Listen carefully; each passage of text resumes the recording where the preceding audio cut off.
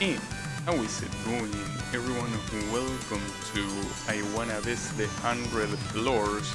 Simply wanted to see if I was gonna get stuck again in some place or not, because so far it seems that after being done with that awful floor 42, seems that I'm back at actually making progress, which is pretty nice.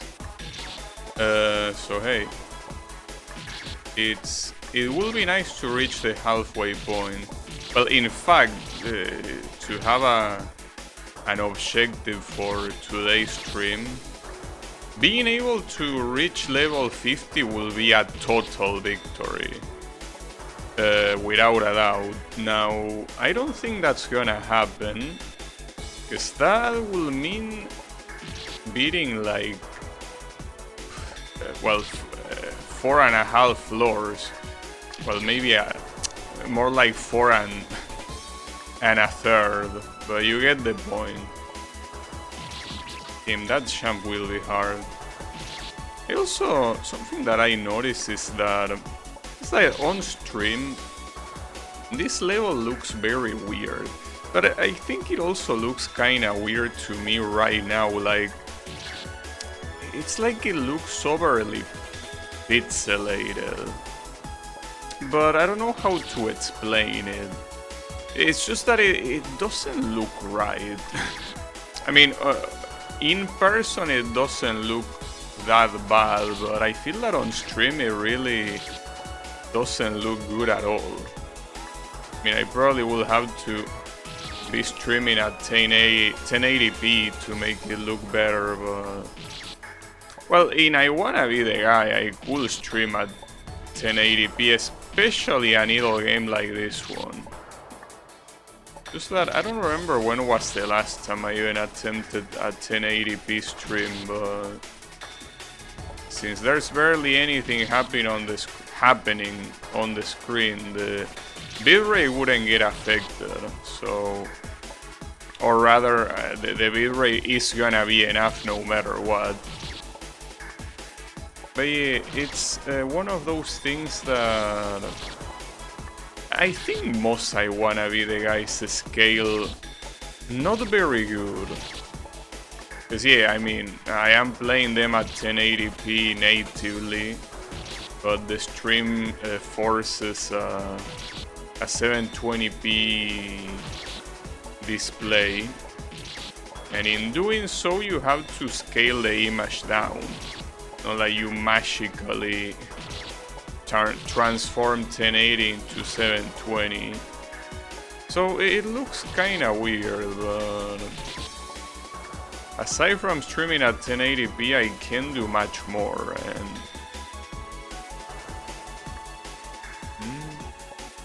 nice. Okay, good start. That's one checkpoint in 3 minutes. And if only all checkpoints could just take 3 minutes, that would be great. That will be super. But you know, that's not gonna work that way. Well, not to mention that checkpoint I also played it yesterday. I had a little bit of practice. Well, not that much really. Hey Drano, how is it going? You know, I'm here doing the usual. My other idea for today was yet again trying Street Fighter 2 HD Remix, but it's... I don't know, I didn't want to. Feel like yesterday I had enough tryharding. And this is tryharding too, but it's the type of chill tryharding. Because the amount of progress loss amounts to seconds. Like 20 seconds at most, not more than that. It's just that they are very packed 20 seconds. Arcade games, usually the progress lost is 20 minutes. And the 20 minutes are not as action packed as even one checkpoint of this, but it's a real pain in the ass to retry everything after a run is dead. So this is the type of tryharding that I prefer. The type of tryharding that doesn't have that much tension. But that's also a problem with speedrunning, and one of the reasons why I probably will never speedrun at all is that, well, unless it's a very specific game that lasts 20 minutes, it's even worse than arcade games when it comes to the tension of one coin clearing. A lot of games go for 1 hour, and that's a lot. Having to do a lot of things fine for an hour, I don't know about that. A lot of tension. Every time I will reset a run, I will be dead inside. And outside as well, depending on how tough the game is.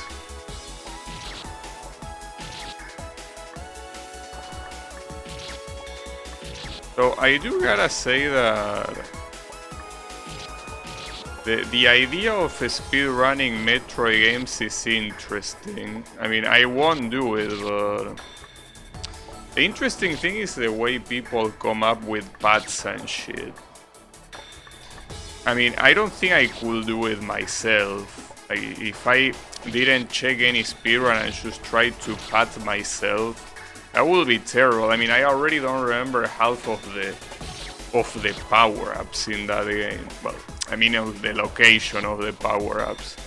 Don't remember what order you're supposed to do things, so trying to figure out that stuff yourself doesn't seem like a good idea. Not for me, at least. Besides, the knowledge that speedrunners have is the result of years of investigation, trial and error, spawned across multiple people. So yeah, doesn't seem like a smart idea to try to figure it out myself. But as I say, I'm not interested in doing it anyways. I also checked that the Metroid wiki refers to the 3 endings that you usually get as bad ending, fair ending, and good ending. I don't know why. Like, the only thing that changes is Samus, you know, having less armor. Not like the ending changes. 3 endings. I mean, at least in Super Metroid it's 3, and I think in Metroid 2 as well. Probably Metroid 1 as well. But yeah. What wiki did you check? I think it was Metroid wiki, but I don't remember. I mean, it was the first result when I tried to look for the requirement for the endings. There's more than that, really? Huh. Well, I saw 3. Get alternative shit. Well, yeah, they mentioned that, but the only thing that changes is a flash on the explosion for what I saw of the planet. Like, it's the only thing that changes, right? But it doesn't change the Samus part. Yeah, in the ending. Well, yeah, I know you can technically call it a different ending, but yeah, I don't know how they escape though. At least there is escape, but hold up, that's not important. What I don't understand is what are the animals? Like, in what part of the game do you even see the animals? In what part are they even referenced? I don't remember them being referenced on the prologue or anywhere in the while I was playing the game. I mean, I didn't encounter them, but I also didn't find anything that will point to animals being there, you know? I'm a little bit surprised. Like, how are you supposed to know the animals are there is one thing, but another thing is how are you supposed that there is even animals? Where do you get that information? Yeah, well, sure, you encounter the tutorial animals, but like, how will you know there are animals that are trapped? It's just a secret if you go down that path during the escape. Okay. It just seems weird, because what's the point? Because who trapped them there? Like, do they even explain that at some point? Because I can understand the animals in the tutorial could be natives from that place. But what about the other animals? And more importantly, how can they even escape after you supposedly free them? Like, can they fly? I mean, if they can fly from an explosion like that, I'm pretty sure they could break whatever was holding them back, minimum. I mean, they are stronger than me. If they can somehow go in orbit with such power, I don't think they need to worry about whatever wall was holding them, right? Seems a little bit weird, but because it's a little bit random. I understand that the game is full of secrets. I mean, half of the power-ups are secrets, but it seems weird that it seems like kind of a lore-related secret that it's just a whatever thing. Yeah, but I should say that it's weird that it exists. It's kind of like, I don't know. I don't know what example I could give, but it just feels random, you know?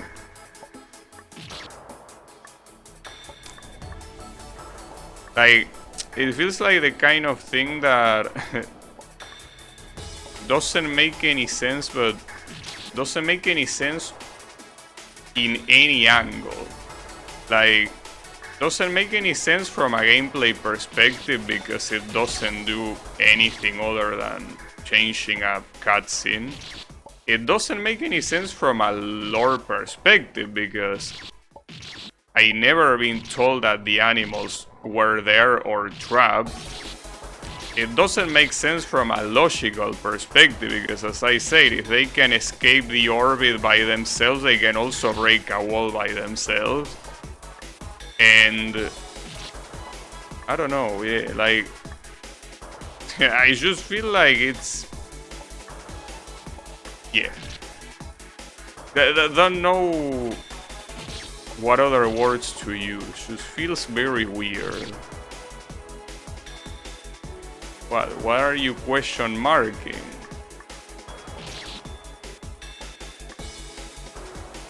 What, have I not been clear?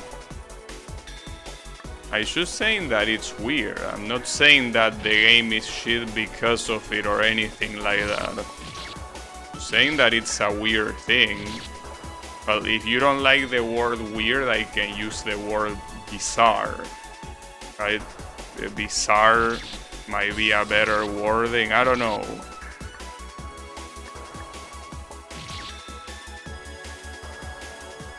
I do know how it's not weird.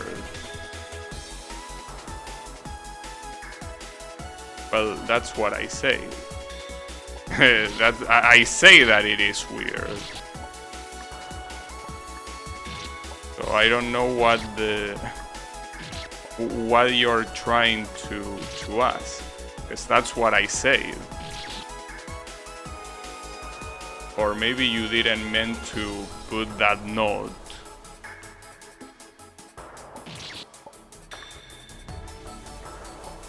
I guess you didn't mean to put that note. Okay. There is explanations for the animals to be trapped there. And what are the explanations? Them not being able to open the wall has nothing to do with them being able to escape. Well, how did they escape?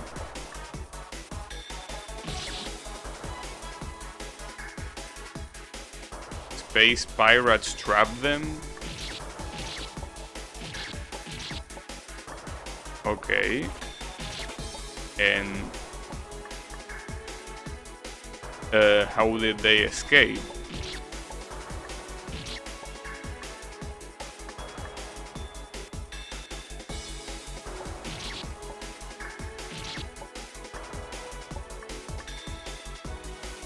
And you need to free them? Yes. But how did they escape on their own? Is my question. Like, there is a planet exploding and they just fly off. How did that happen? Probably some escape pod. Well, I mean, that could be the case, but it could be anything. But I mean, I feel that's exactly why I say that it's weird. That there's just, you know, a bunch of stuff that is left for interpretation, you know, which is okay. I don't mind. I just feel that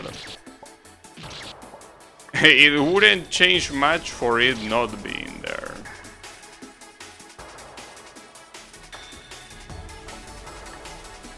Yeah, that's what I mean when I say that it's weird. That just feels that, you know, if it was something more... Hold up. Nice. If it was something more important to the lore and it was open to interpretation, I will understand. It could be baiting for sequels or just wanting to leave an open ending for the player to come up with whatever explanation they want, but it's nothing important. Like, I feel like it's just a weird thing. You can call it an Easter egg, I guess, but I mean, to me it feels weird to have an Easter egg like that in a game that, you know, seems to have like an Easter egg at that point of the game. Because if there is an Easter egg in a random ass room in the middle of the game, it's whatever. But an Easter egg in the middle of the ending, that's the one part that just feels weird to me. But yeah, it's whatever. You know, I mean, those are... I understand what you mean, but I usually don't like when things are open to the player's interpretation. But here is what I say, that it's something that is open to players' interpretation, but it's not even important. That's what, to me, makes it weird. You know? Not like you are trying to, I don't know, interpret,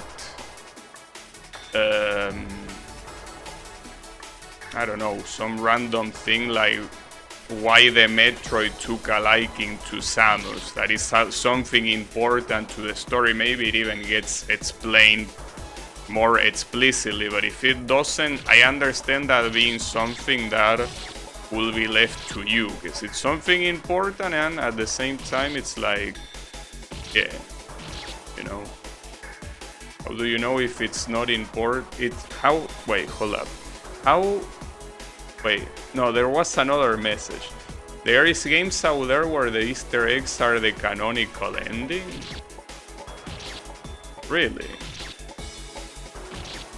Like who?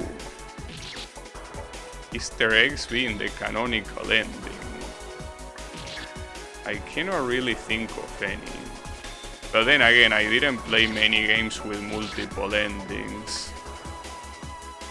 How do you know it's not important if you haven't played the games? Well, I don't know. I played that game, you know? And I feel that if it was important, it will be mentioned in the prologue. Because in the prologue, they tell you the important things that happen in the previous games. They tell you that on the first one, you went to defeat Mother Brain, and on the second one, that a little Metroid got friendly with you. So, just based on that, I'm assuming that the animals are not important.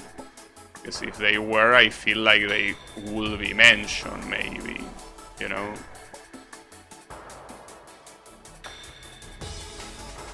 Call of Duty? Well, I certainly never played the... Wait, what?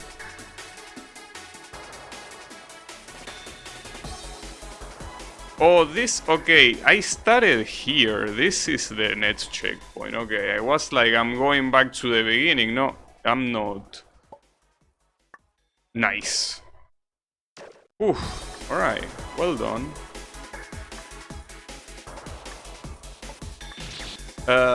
Yeah, I haven't played any story mode of any Call of Duty game, so I wouldn't be able to say.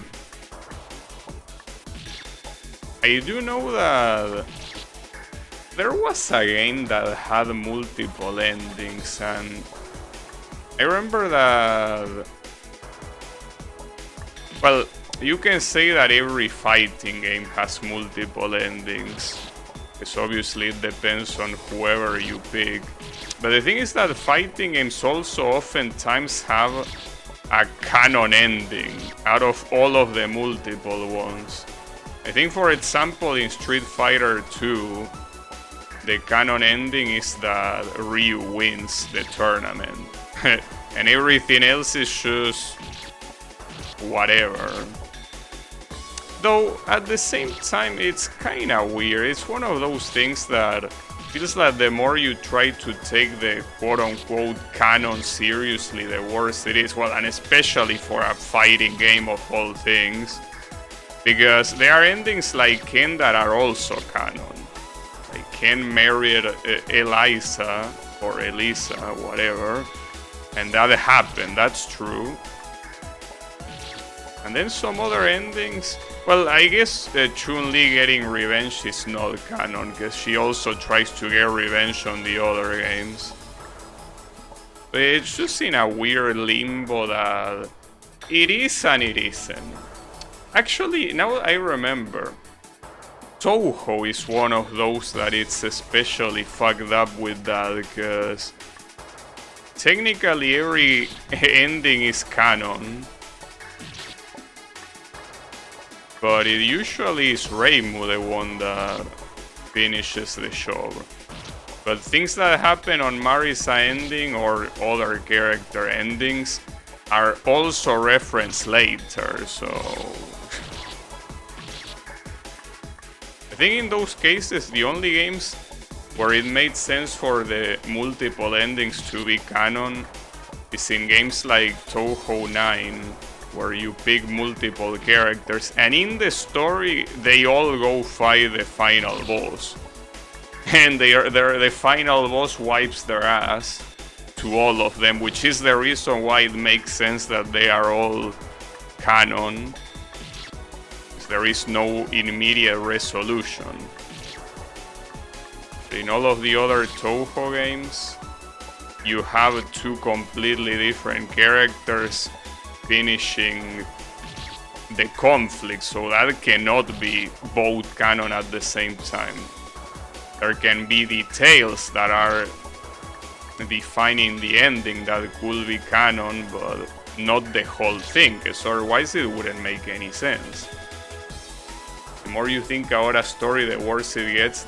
It's why I can enjoy shit like Kingdom Hearts and Half-Life. Yeah, I mean, that's especially true for video games. This is something that I always say, and I know that you, or at least I know Yami disagrees with me, but I always say that there is not a single video game story that is at the level of, you know,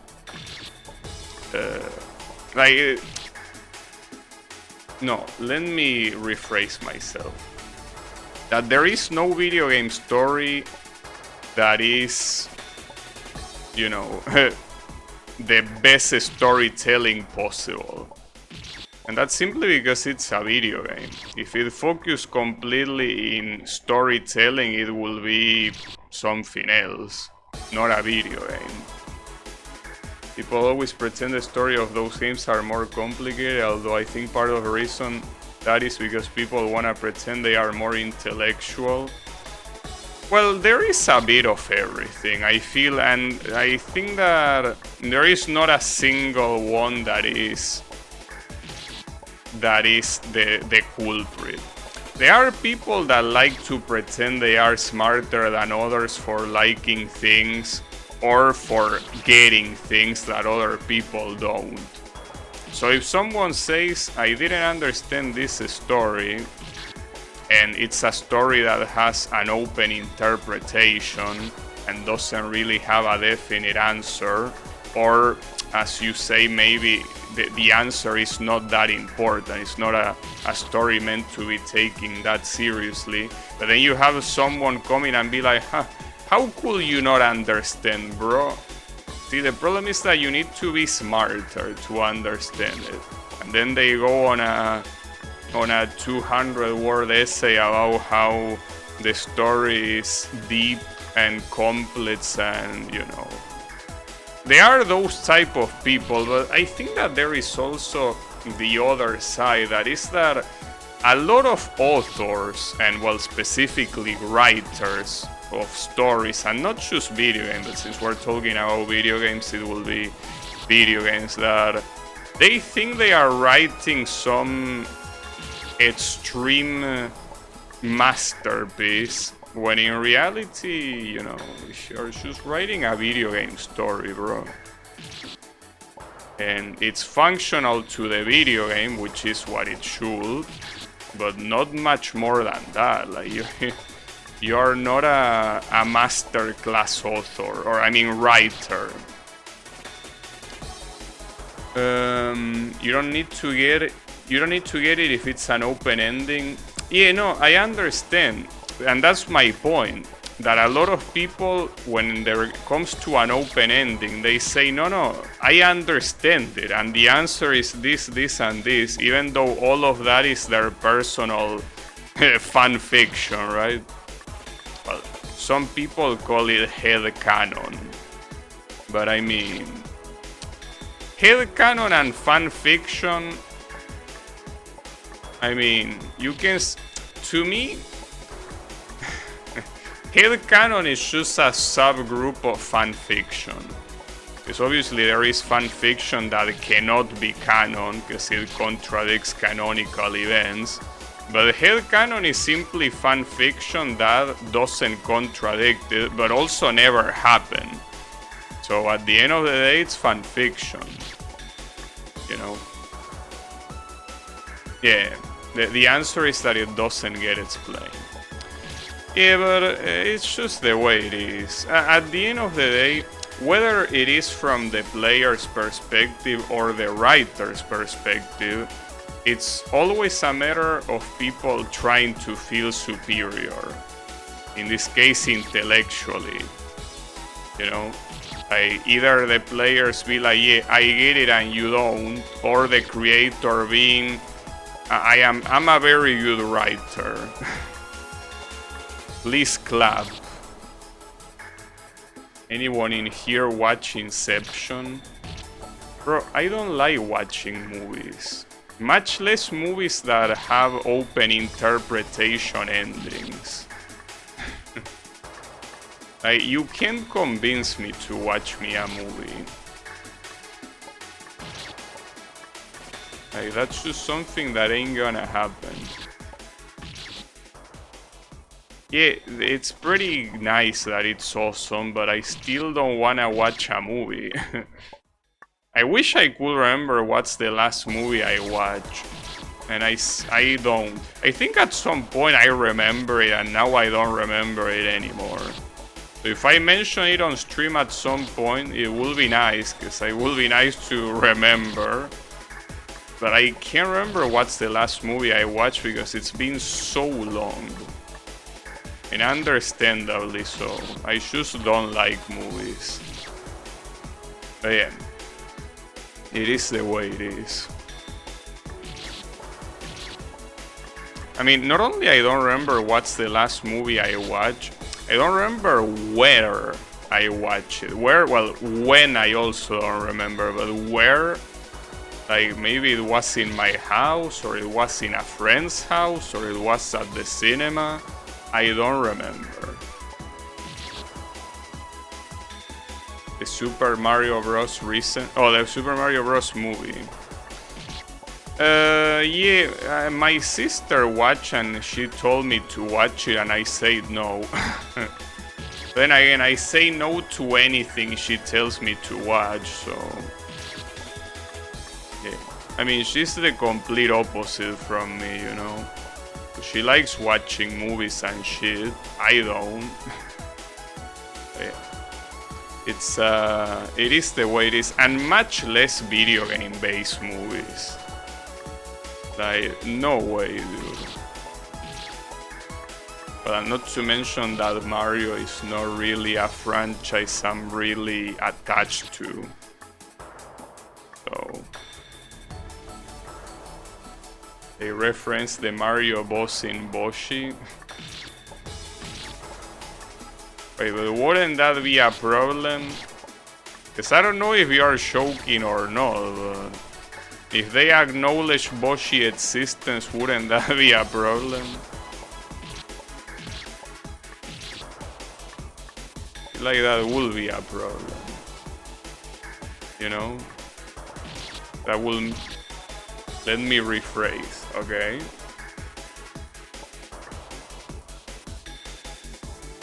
The Mario boss. Okay, Kappa. Gotcha. Well, you could just have put the Kappa later.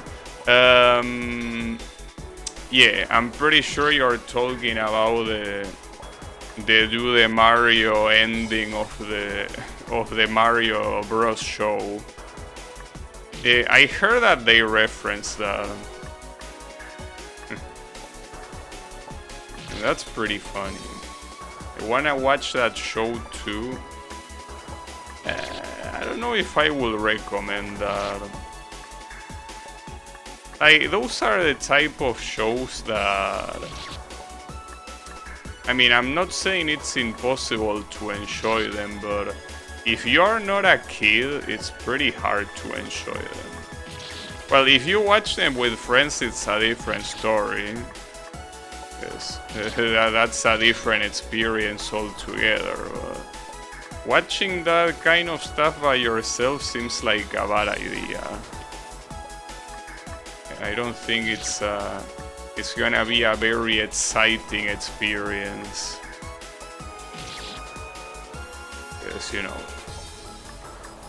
it's always possible to watch stuff outside of your target group, but watching those kind of shows, it's a little bit hard when you are not a kid anymore. Team, I was supposed to keep the double champ until the end.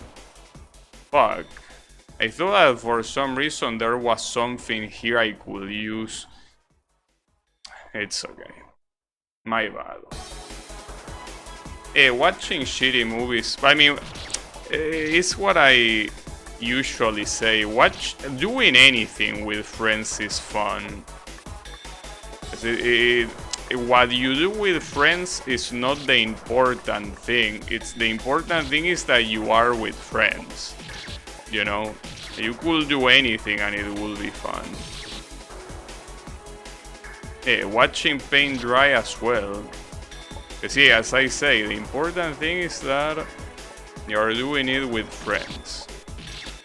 The activity is a secondary thing.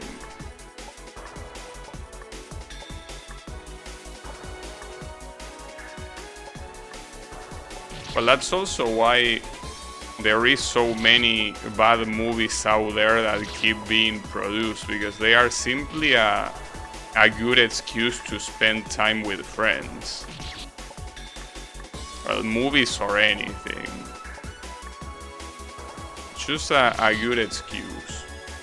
You should join a shitty movie night sometime. No. I appreciate the offer, but no. Y'all wanna hear your rant about open endings? You mean me ranting about a specific open ending, or saying why I don't like open endings? I could do both. But yeah. Why I don't like open endings is something that I said a couple times before, but yeah. I mean, I know that it's something that is an argument that is probably not very popular. That and for whatever movie we will watch. I mean, in those cases, I usually will just give my interpretation of what could happen next, more than complaining, because if I know, well, if it's a surprise open ending, I will complain. But if you already tell me that what we're gonna watch has an open ending, I will already come prepared, I guess. But if it's something that is a surprise open ending, I will be pissed and I will complain. Yes. Most shitty movies tend to be shitty because of bad writing. Well, yeah. I mean, usually when something has good writing, even if the production is bad, it tends to be, you know, to not be flagged as shitty that quickly. I have a perfect awful movie for you. Well, I don't know. What will that movie be? Though I'm pretty sure I wouldn't recognize it either, so I don't know why I even ask. Moonfall? That's a cool name. No, don't worry. Look, if I'm not willing to watch good movies, I can guarantee you I'm 100% not willing to watch bad movies. You know? But yeah, don't worry about it. But yeah, well, I guess I should finish my explanation then. Why I don't like open endings is because to me, an ending is something that should be, it's the writer's job to write it, not my job as a reader / watcher or whatever. It should be the writer's doing. So when there is an open ending, to me it just feels lazy because the writer is not doing his job. So yeah, there is the reason. Did you watch the new MFGO season? Yes, I am watching it. I still think the pacing is trash just like it was in the first season. I still think there are a lot of scenes that shouldn't be there. And aside from that, it's cool. But it's miles ahead initially, clearly. You haven't yet? Well, it's not a bad production. In fact, in one of the Japanese platforms where people watch anime, it's one of the highest rated shows of the season. I mean, not like it has a lot of competition, but it's like the 6 or 7 rated out of like 50 or more. So that's cool. But yeah, I unfortunately think that I'm gonna be right back. Okay. But I was out to say it's one of those things that the show will benefit from being a movie instead of a seasonal anime. If it was a movie, I could even say it will have the potential to be actually good. And I probably wouldn't watch it because it's a movie, so that's pretty funny. But yeah.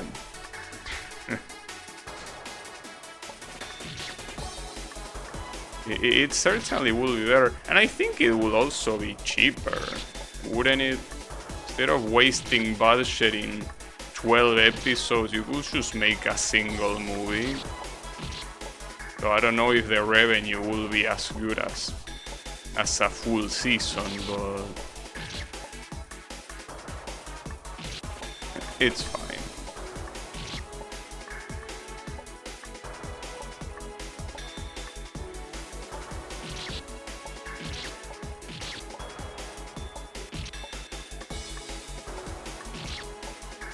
All in all,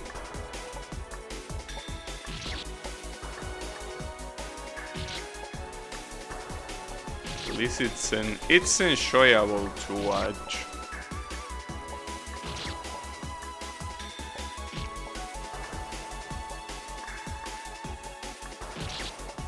What might not be very enjoyable is this checkpoint. I fail only on the very final jump. That jump at the end, the chances of hitting the ceiling and dying are there. I feel like there are bigger chances of jumping and hitting the spike from the bottom, not from the top.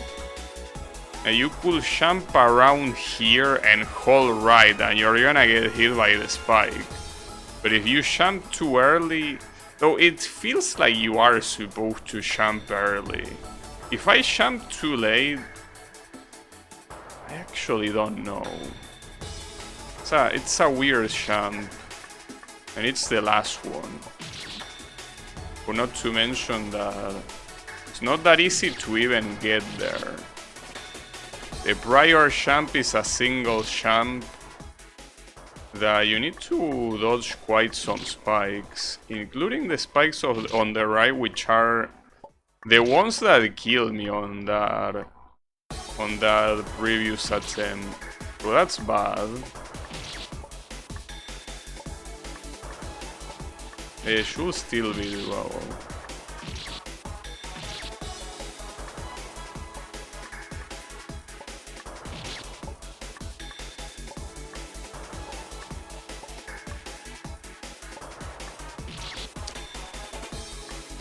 Also, that wooden platform jump seems very challenging. Very easy to simply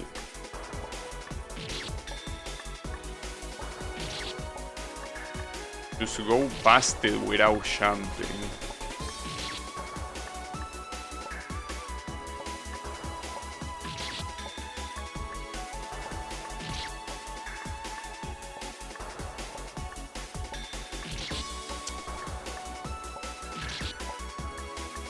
Seems that there are a lot of champs here that are very deadly. Nice. Okay, so the final champ wasn't that hard, really. Hey, you came right in time to see the checkpoint being beaten. Like you carefully planned it. Yeah. And can you imagine I reach the halfway point of the game? That would be very exciting. See, it will happen eventually. But if it happened today, I feel like I need to bet. I don't like betting, but in this case it will simply be betting what game I will play next. Though, then again, if I have good progress, I will play this game again. I mean, it's not the best when it comes to... It's not a good viewer game, that's for sure, and no needle game I will say is, but... Well, I guess the harder ones that challenge how humanly impossible they can be are probably fun to watch, but... Yeah, this one, I don't know. But at the same time, I will be very tempted. If I see good progress here, I will be very tempted to continue it. I'm almost done with the current Kingdom Hearts game I'm playing, then I'll get to playing the Metroid Prime games. Nice. And what Metroid Prime are you gonna play? Because here's the thing. The first Metroid Prime has 3 versions. The one is the original GameCube version. The other one is the one in Metroid Trilogy, which is a Wii version that plays with Wiimote and Nunchuck. And the third one is the one on the Switch, the remaster one. And yeah, I know that you plan to play Metroid Prime 1, 2, 3, but I'm asking what version. Because they all play different. Well, play differently in the sense that they use different control schemes, right? The first one uses the game, whatever the best version is. I think, well, that's another problem. For Metroid Prime 1, apparently the best version is the remaster one on the Switch, right? What's the problem with that? The problem is that 2 and 3 were not remastered, so you will have to play the Wii version. And in the Wii, another problem is you have the standalone games. Like you have Metroid Prime 2 and 3. I don't even know if 1 is also standalone on the Wii.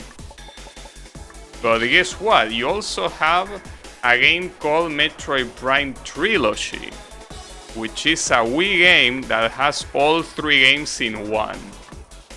Normally you would think that's the best version to play because you have everything there, but...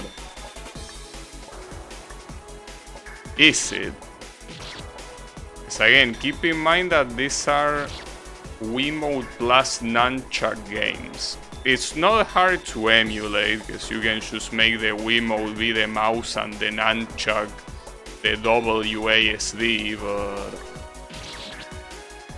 I'll look into it. I know some Metroid experts. Well, let me know what they say, because I'm also curious for when I play. I mean, if I manage to make the trilogy work properly, I feel like I will play that. I mean, that champ is not that hard, and yet it's fucking me up. I know the one for the Switch version is the best, yeah. It's just that, to me it feels... Sorry. It feels like if you play the other ones on the trilogy, might as well also play the first one on the trilogy. So I think that's more on Nintendo. for not remastering the other two. That's the real problem. I think they did a good job with... Well, I haven't played it, but I mean, judging by the comments, they did a good job on remastering the first one, but... Come on, bro. If you're planning on releasing Metroid Prime 4 the next year, I feel like you should make the other ones available as well, right? Like, why will you stop at the first one? Especially since it's a remaster, it's not a remake. If it was a remake, it would be understandable, but it's a remaster, so it will be easier to do. I guess maybe the hardest thing is remastering the controls, because going from a regular controller, well, or rather, going from Wiimote and Nunchuck to a regular Nintendo Pro controller seems like the translation will be weird, and also probably making it work with the Joy-Cons as well. But yeah, I don't know. This looks like a long checkpoint. A very long checkpoint. You do that and then you land here. Okay, this one is alright, and then...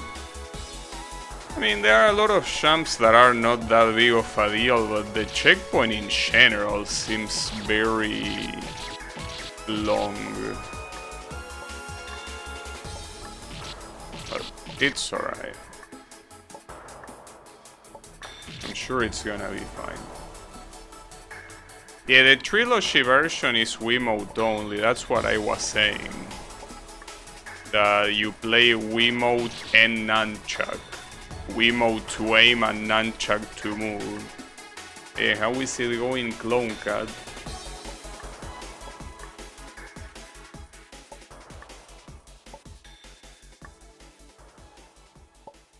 Ah, fuck. That's the one I kinda feel like playing. It's just that I also seen, or well, rather read, that emulating those games on Dolphin has some technical issues, that some of them are fixable and some others not so fixable. And I also don't know if my PC can run all the game properly. It might not be able to.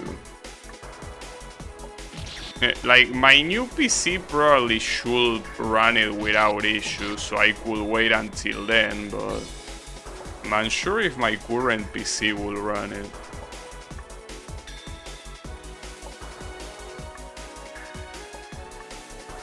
Ooh, nice. Ah, team, that jump is gonna be a pain in the ass. It's okay. The easiest thing for the first one will simply be playing the Switch version. But yeah, it is indeed a disappointment that Nintendo wouldn't do anything about the other two, if they plan on releasing a fourth one the next year. So then again, the fact that they are gonna release a fourth one next year, damn it, fucking asshole, get out. Damn it, stupid ass fly. Sorry, I was out to say that they've been teasing Metroid Prime 4 for like 8 years. So whether it will release next year or not, I kinda doubt it. Gets out. No, I wasn't talking to anyone in chat, unless you are a fly. In which case, if you are a fly, I hate you. These flies really get on my nerves, dude. It wouldn't be so nice if they knew their place, but they don't. They fly close to you. They have no sense of self-preservation. Like, at least mosquitoes do that in order to consume your blood. So they are taking a risk because they will get a reward. These shits are not gonna get any reward unless they consider getting splatter as a reward, I guess. Maybe they are just a suicidal breed. I'll probably play 2 on the GameCube, but I'm hoping that maybe by the time that 2 and 3 will be remastered too. Wait, is 2 on the GameCube? I thought only 1 was on the GameCube. I thought 2 and 3 were Wii games. I guess I'm just confusing it with the trilogy.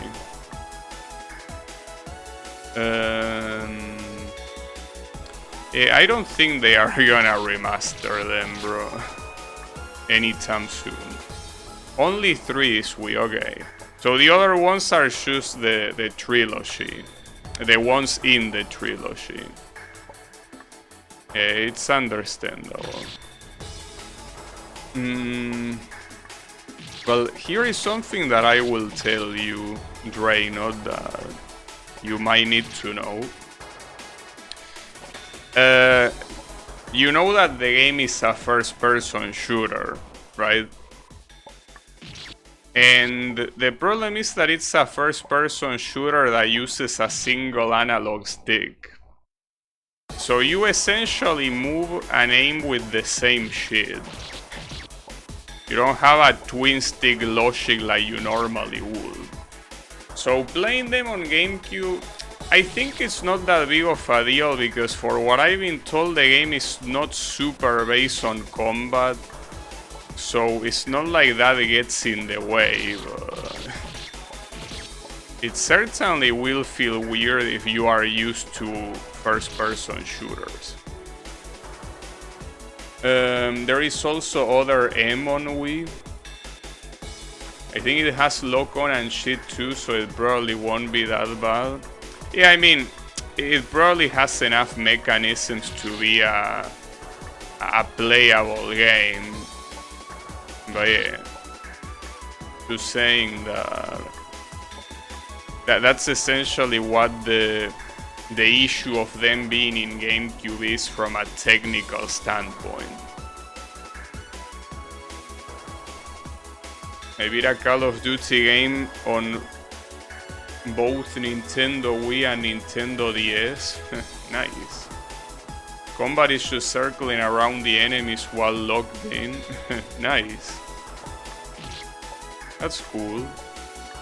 Hopefully I don't get dizzy from that. Okay. That sounds nice. I mean, to me what's important, I don't know, bro. The most important thing about Metroid to me is that Samus is there. I think that I couldn't care less about the combat and shit. I just wanna see Samus, you know. Yeah, they made it dual stick for remaster. That's what I was mentioning. Like the Wii version is Wiimote and nunchuck, but the Switch version is you use one stick to move and another one to aim. So yeah, the GameCube version, theoretically, in terms of controls, is inferior. But you can also look at it as an additional challenge, you know? Which I don't think it's a bad way of seeing it at all, you know? In a lot of games, limitations are part of the challenge.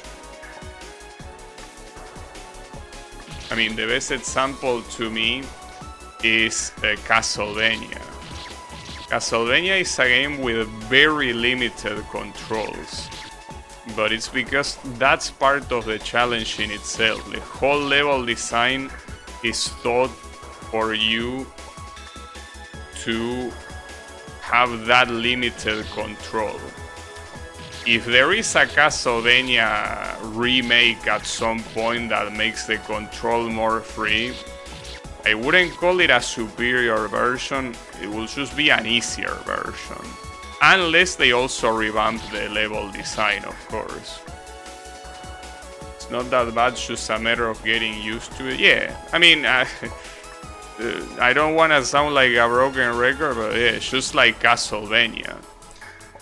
Castlevania is a game that, when you, especially if you're more used to things like Mega Man, you play something like Castlevania and at the beginning you are like, damn, this guy has so many muscles that he can barely move. Like, this guy needs to do a couple of yoga sessions. He should take Dhalsim as a mentor. But then you actually play it more, and it's good to play. It's a game that's where the challenge lies.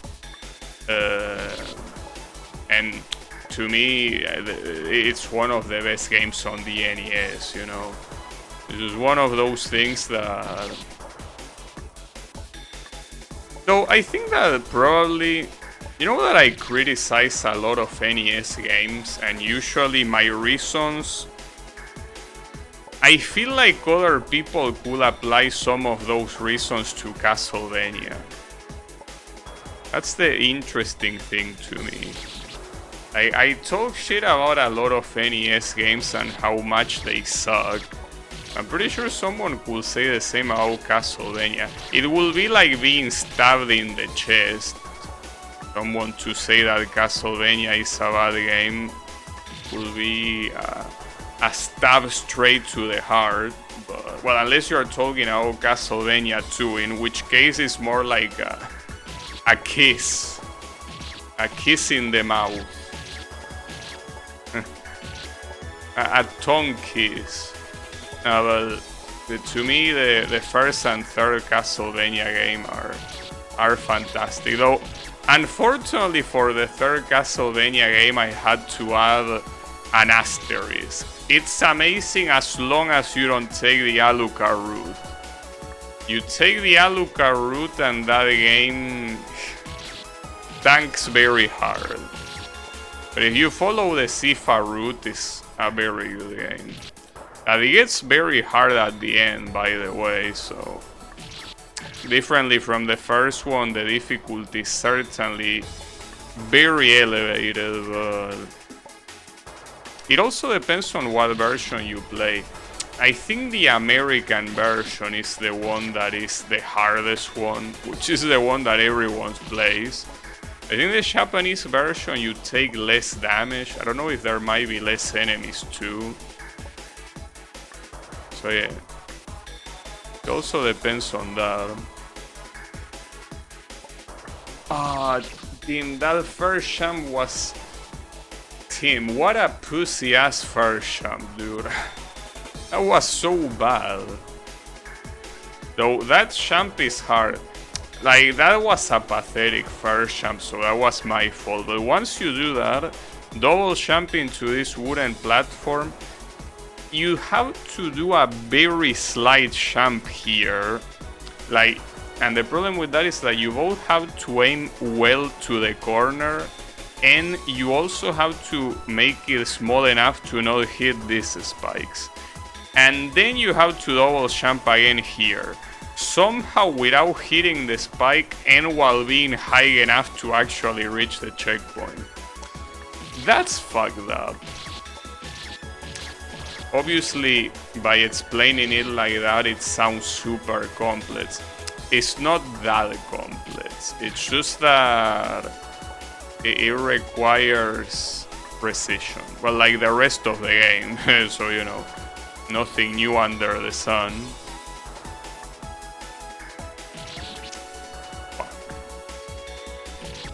But yeah.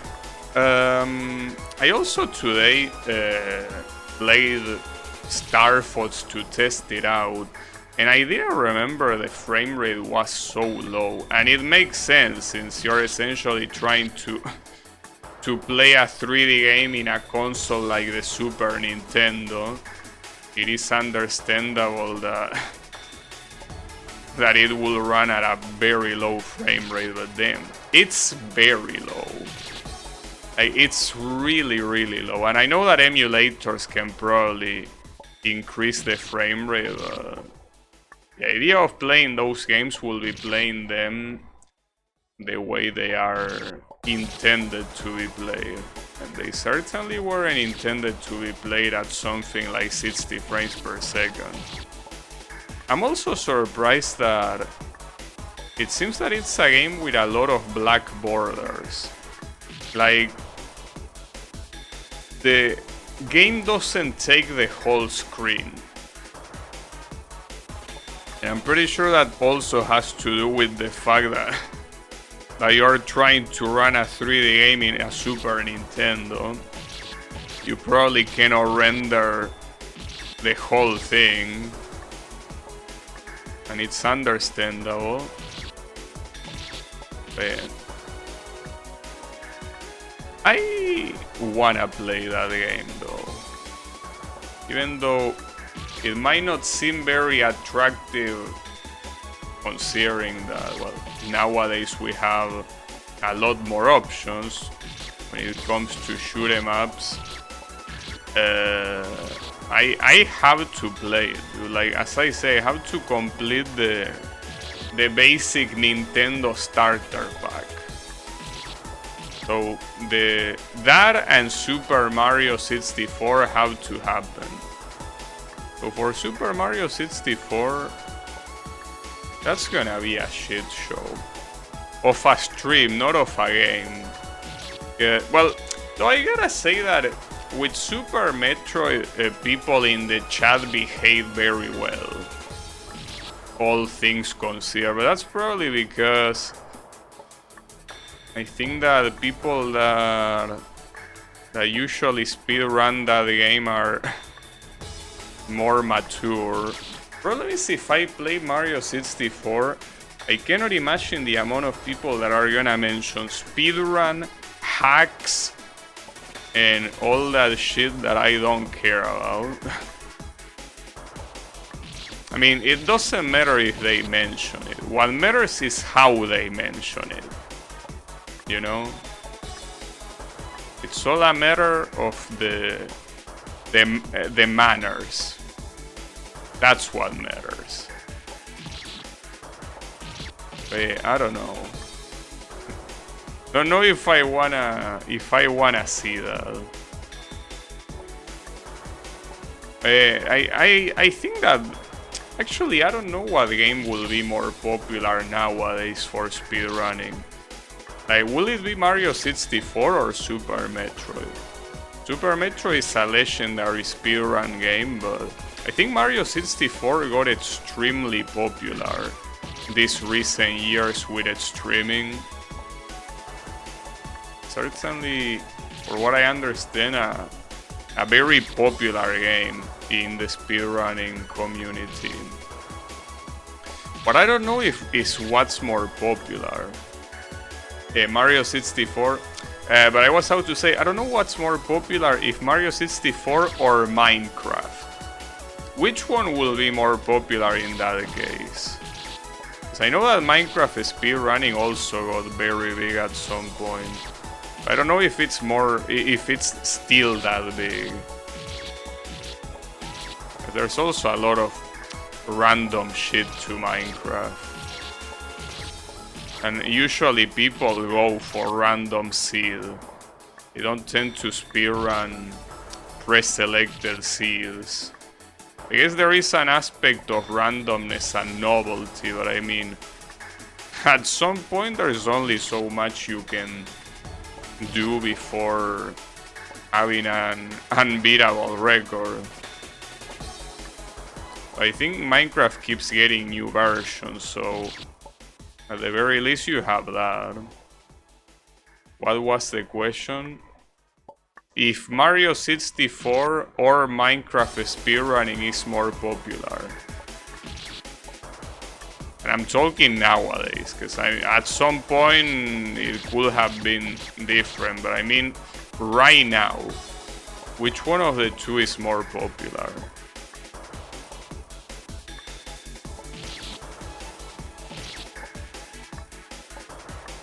The thing is that Minecraft is a current game still, a game that keeps being supported, while Mario 64 is of course a legacy game. As it stands now, Super Mario 64 has more active gamers, really? Damn. So I have a feeling that the chat, if I play that game, will be problematic. I mean, it's always amusing to me that every time that I play a game that tends to have a lot of speedruns, people say you should watch Ed's speedrun. Ed's being whatever, it could be World Record or it could be anything. And unfortunately, I don't care, that's the problem. Celeste and Ultra Kill are bigger games right now, it seems, according to speedrun.com. And Celeste, really? I mean, I know that Celeste is a game that was made for speedrunning, but wasn't expecting that it was still that popular.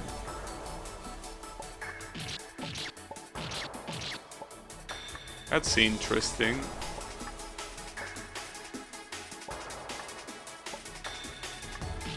And Celeste is another game I will have to play on stream at some point.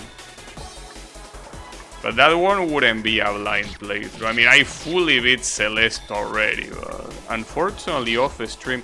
And if only I would have waited a little bit more. Because I'm pretty sure I played Celeste like a couple of months before I started streaming. You know? Like just a couple of months. If I had waited a little bit more, we probably would have a fully blind playthrough of Celeste. No, actually that wouldn't be true either. Because before I play Celeste, I also watched someone else play it. So yeah, no. Ultra Kill isn't even out yet, that game hopefully pop off when it does. I don't know. I'm not sure how much full releases affect early access games in terms of popularity. I don't think it usually changes much, but I guess it depends on the game and how much is added on the release version, of course. But I wouldn't know.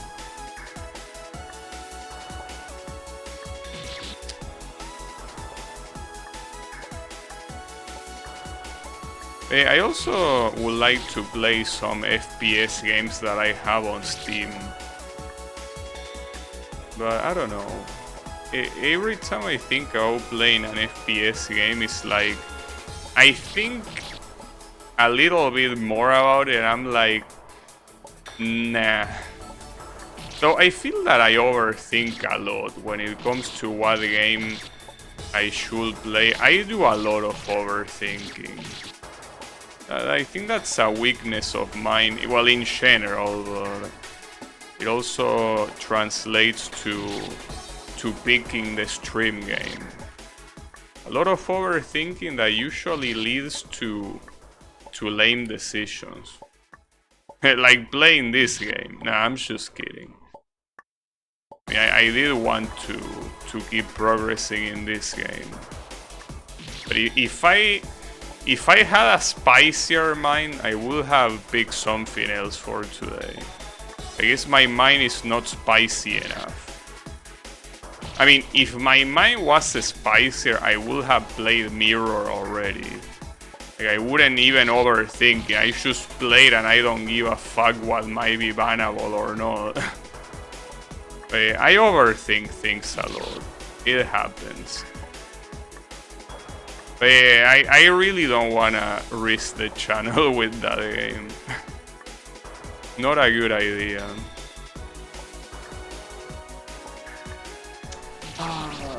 Damn it.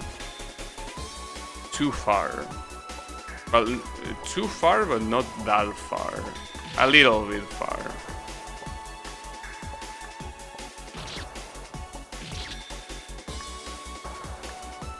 So, something that I've been pretty engaged with, because you know that I usually like reading Salt, but I like reading Salt on the internet when people shit on something unanimously. I don't like Salt when someone is angry and someone else is celebrating. I like Salt when everyone is shitting on something, right? Like it feels like a group effort.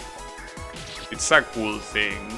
And these days, I've been seeing that apparently there is a manga that is, well, was ongoing, it finished this week, called Oshi no Ko, right? And apparently it had an extremely shitty ending, which is as expected from most manga nowadays, I guess. And it's so entertaining to watch people shit on the author. It really is. Like, I don't even give a fuck about the series. I haven't even read it or watched it. But it's just so funny to see everyone shit on a writer. It's just so funny. Like, I remember the same thing when the Attack on Titan opening, what am I saying? When the final chapter of that release, and I saw so many people shitting on it. And at least the difference there is that I was relatively engaged with the story. Just that I didn't read the manga, I only watched the anime.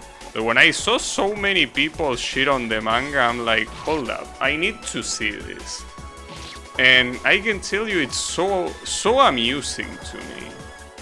It's so gratifying to hear Salt towards an author when everyone agrees, pretty much, you know. Because one thing is not liking an ending because it didn't go in the direction you expected, and another thing is just seeing a bad ending as in a badly written ending, and having everyone shit on it is so satisfying. Even if I don't give a shit about what they are shitting on, I just feel like having people unanimously shitting on something is so amusing. And that doesn't apply only to stories, like it applies to games too. I remember a long time ago when everyone was shitting on Metal Gear Ground Zeroes, which was kind of like a prologue to Phantom Pain. And everyone was shitting on that game when it came out, that is. I don't know what people think about it now, but everyone was shitting on that game. I mean, I guess I cannot say literally everyone, but that's something that you cannot say about anything. But so many people anonymously shitting on Kojima, and I found that glorious. Pretty nice. But yeah. Well, then again, I always find amusing when people shit on Kojima, whether it's not unanimously, because it's, you know, like, I could give him the benefit of the doubt with the Metal Gear games. What did he do? What, on Ground Zeroes? Ground Zeroes is a very short game that was released for a price that I don't think was justified. I can't remember the price now. I think it was $40 when it originally released, and it was a super short game. And when it came out, people were rightfully shitting on it. But it was supposed to be a prologue to Phantom Pain. It's just that if you're gonna put a prologue like that, don't ask for $40 fucking dollars, you know? I think that was because Konami absolutely fucked Kojima. Those are things that we will never know. I mean, I don't wanna defend Konami because they can suck a cock, but I don't know if Kojima is a saint either in this case. When it comes to Kojima, as I was about to say, I didn't play the Metal Gear games, so I cannot give an opinion on that. Because even if I don't like the little that I've seen about them, and the fact that they are very story-oriented games, I give him the benefit of the doubt because I haven't experienced them. But when he released Death Stranding, man, it's just one of those things that I want more people to shit on this guy. I really do. But yeah, it's okay. I think that's the problem, right? As I was saying before, I like when people unanimously shit on someone, but unfortunately Death Stranding was not the case. So I couldn't have fun. That's more about not liking the content, yes. You can say that. I just feel that, yes, you can say that. It's obviously a matter of a subjective thing. It's just that, and obviously people's opinions are subjective. Some people calling a game a masterpiece is a subjective thing, just like someone calling it a garbage dump is also a a subjective thing.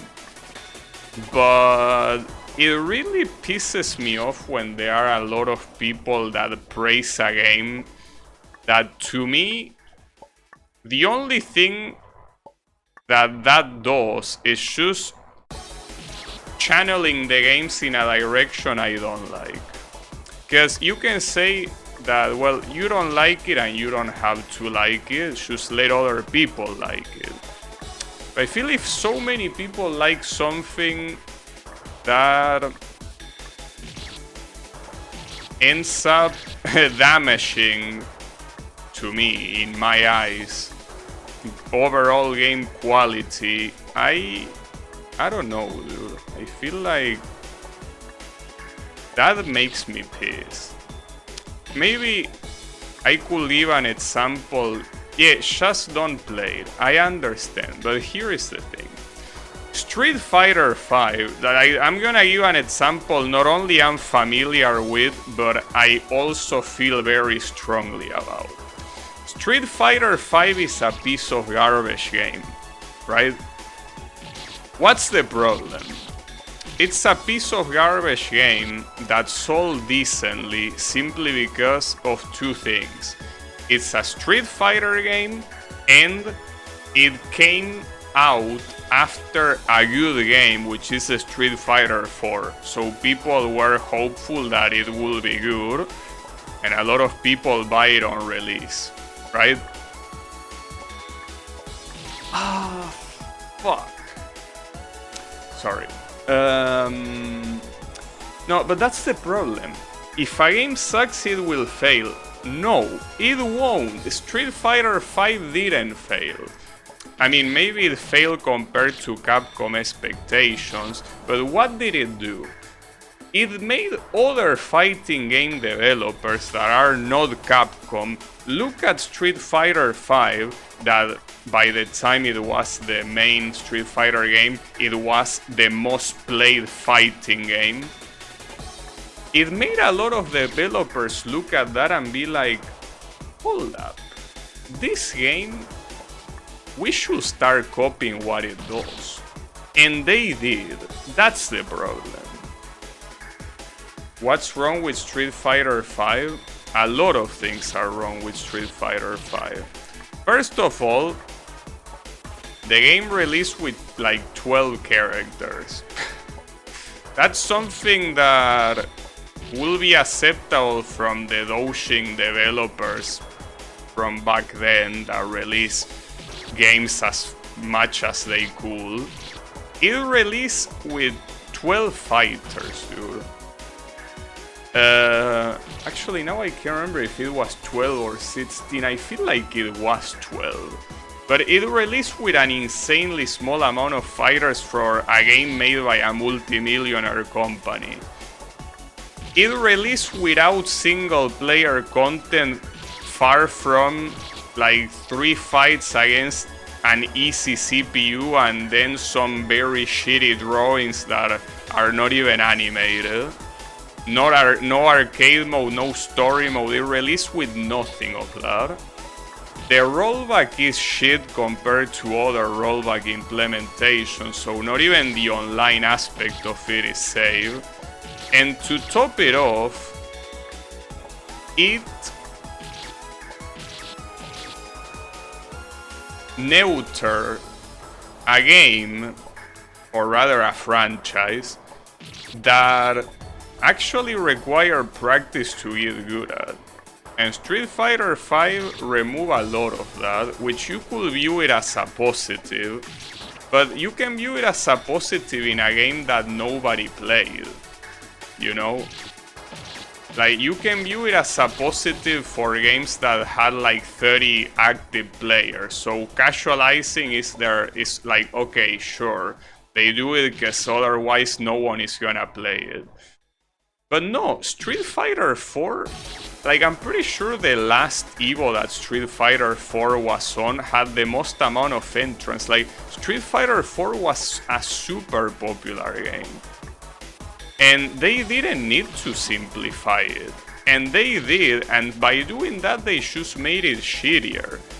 Because they didn't make that many more new people get on it. Like, new people would have been there even with the game being complete, you know? Soul Calibur is like the only good fighting game. No. No, see, here's the thing. Street Fighter 4 was a good fighting game, because it's the type of fighting game, like, you can compare it to games like Dota. No, I mean, not in the way they play, obviously they are day and night, but I mean in the complexity. They are games that are complex to play, they are not friendly to new players, and that could be seen as a negative. But the thing is that Street Fighter 4 got a publicity from how competitive the tournaments were. Like, tournaments were just getting more and more popular the more the years passed for Street Fighter 4 lifespan, and that's because the players that played that game were so good at the game. Like, you saw what they did, and you knew that you couldn't do that unless you practice a shit ton. So it made watching that not only something fun, but also something that inspire you. Like, you thought to yourself, damn, I want to be as good as those people. So you didn't need the game to be simplified to attract new players, because the tournaments already did that. And Street Fighter V basically shat on all of that. Like, Street Fighter V took such a shit on that. And as I say, you could be like, well, if you don't like it, ignore it. But the problem is, as I say, the other fighting game developers did not ignore it. like it's basically like a bunch of misunderstandings. Like I wanna call them that way. Like other fighting games developers misunderstood that the fact that Street Fighter V did well is because it got simplified from Street Fighter 4. When it did, as I said, it did well because one is a Street Fighter and two, it came from a very good game. It came out after, like as a sequel to a very good game. That's what explains Street Fighter V's success. Not the fact that it's a better product than 4, not even close. So that's the problem. A lot of fighting game developers saw that and they started casualizing their games, which in some cases it did well to the franchise, like it's the case of Guilty Gear. Guilty Gear Strive is the first extremely good selling Guilty Gear game. And that's something that you can certainly attribute to casualizing.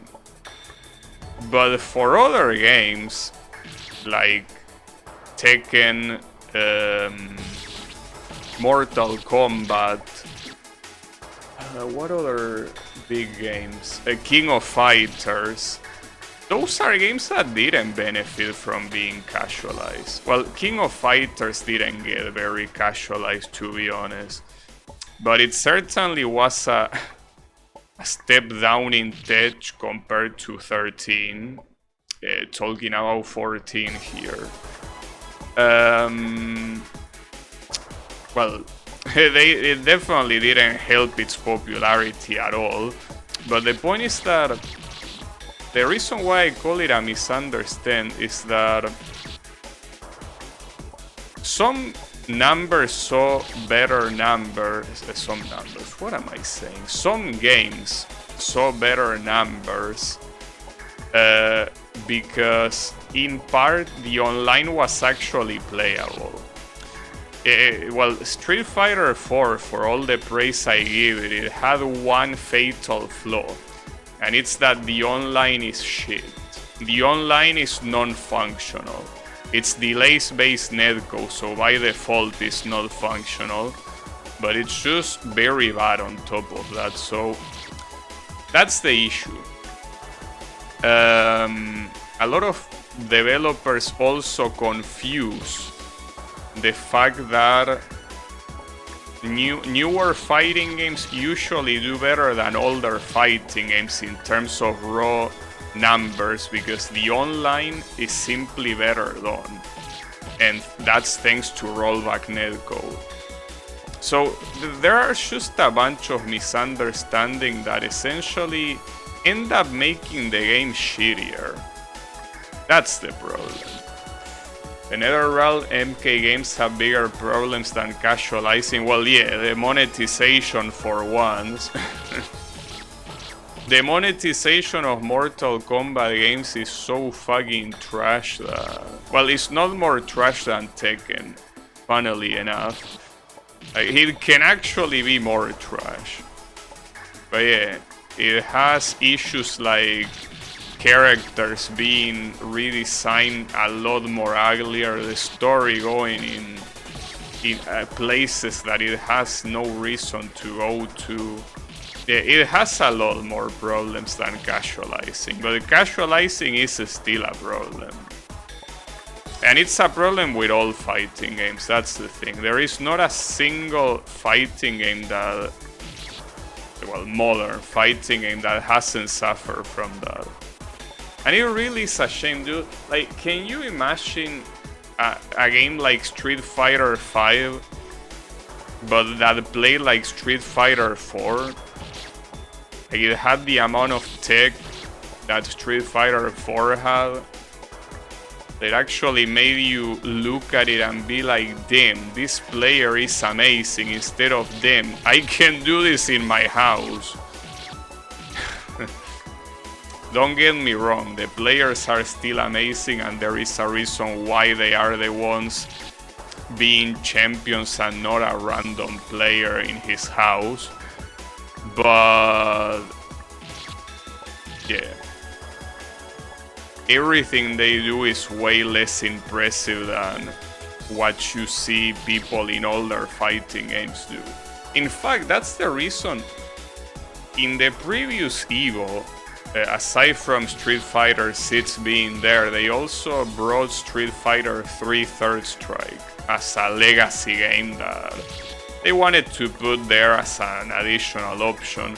And one of the hype moments, aside from the fact that there is an insane amount of decision making from Hayao, the Hugo player, there is execution there that is not easy to do, and that's what makes it so impressive.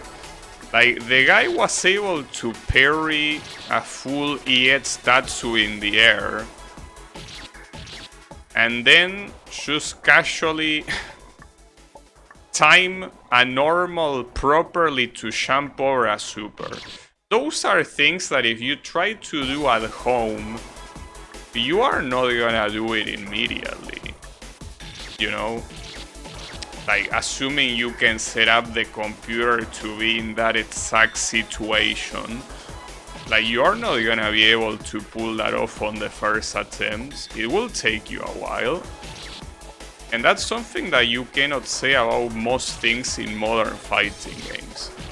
Usually the impressive thing in modern fighting games tends to be the decision making, that obviously is one of the core aspects of fighting games, but it's something that you can almost not a single time say about the execution, you know? Like, execution is not really impressive anymore. In most cases, there are still games like, I guess, Under Night in Bird that still have some crazy shit in it. But yeah, I'm just sad about the fact that Street Fighter V ruined so many games. Or at least ruined them in my eyes. I know there are a lot of people that love the casual, the fact that these games were made more casual. I don't, but a lot of people do, and that's okay. But it takes me back to what I said about Death Stranding. Or as someone called it once, a name that I really like, which is Peace Standing, which is something you can do in the game, by the way. That game, the problem is that it's a game that did well, and a game like that doing well tells other developers that it's okay to release a game like that. And as I say, if you like the game, there is no problem with you. Like, there is no problem for you, I mean, with that. Like, that's fine. But to me, it's not fine. To me, that just makes the possibility of a game that I like releasing lower. Obviously, in my particular case, it doesn't affect me that much, because as you can see by the games I play, none of the games I play are recent. So it's not like it affects me to the point where I say I have nothing to play. No, I have a lot of things to play. And I will keep having a lot of things to play. Like, I'm pretty sure I will die without having played all the games I wanna play, simply because there are so many of them. But I certainly hope that that's the reason and not that I die prematurely. But the point is that there are not enough, or rather, sorry, the opposite. There are enough good games to not be able to play them all in a lifetime. So it's not like I'm worried because that I'm gonna run out of games, but to me, it would be nice to see games that I like, or the type of games that I like with a big budget. with current technology. And that seems like it's more and more impossible. I think all the genres I love are just, yeah, not in a good position. I don't think no one is gonna bother releasing a high budget arcade racing game or a high budget Danmaku game. And I mean, it's understandable because a lot of them don't sell. But yeah, it's just one of those things. It's everything is connected. And it's not like anyone is at fault. I mean, there is no fault, I guess. The public for hobbies changes. So it's understandable, but yeah, I don't know. I feel like I still like to shit on Kojima though. Because you know that this whole conversation started because I say that I find it fun when everyone anonymously shits on someone, which is not the case with Kojima, unfortunately, but yeah, that's the thing. If there is not an unanimous shitting on someone, it means that there are people that like it.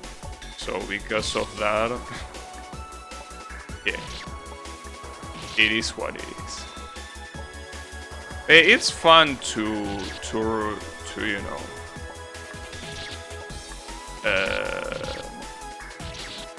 just talk about these things, get the salt out. No, but especially shitting on Street Fighter 5. I think that's the most fun thing out of all of them. Street Fighter 5, man, I fucking hate you so much. I'll never forgive you. Never.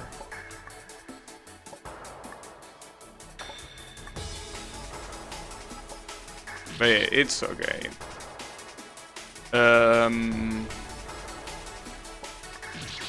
Anyways,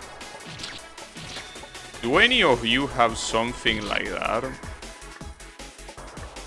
Something that you want, something that you hate and you wish people hated with you, but they don't? Do you have something like that? Well, in this case, in my case, it's mostly about Death Stranding, that Street Fighter 5, because most people shit on Street Fighter 5. With the exception of the people that were getting paid because of the game, obviously, but that's understandable. Anyone that didn't have a check was rightfully shitting on the game. No, cause I'm normal. Hey, come on, that's not a very nice thing to say. Not very nice to call other people abnormal to their faces. Come on.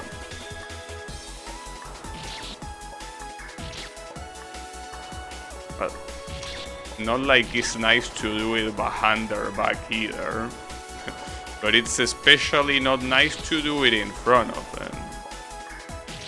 Come on, dude.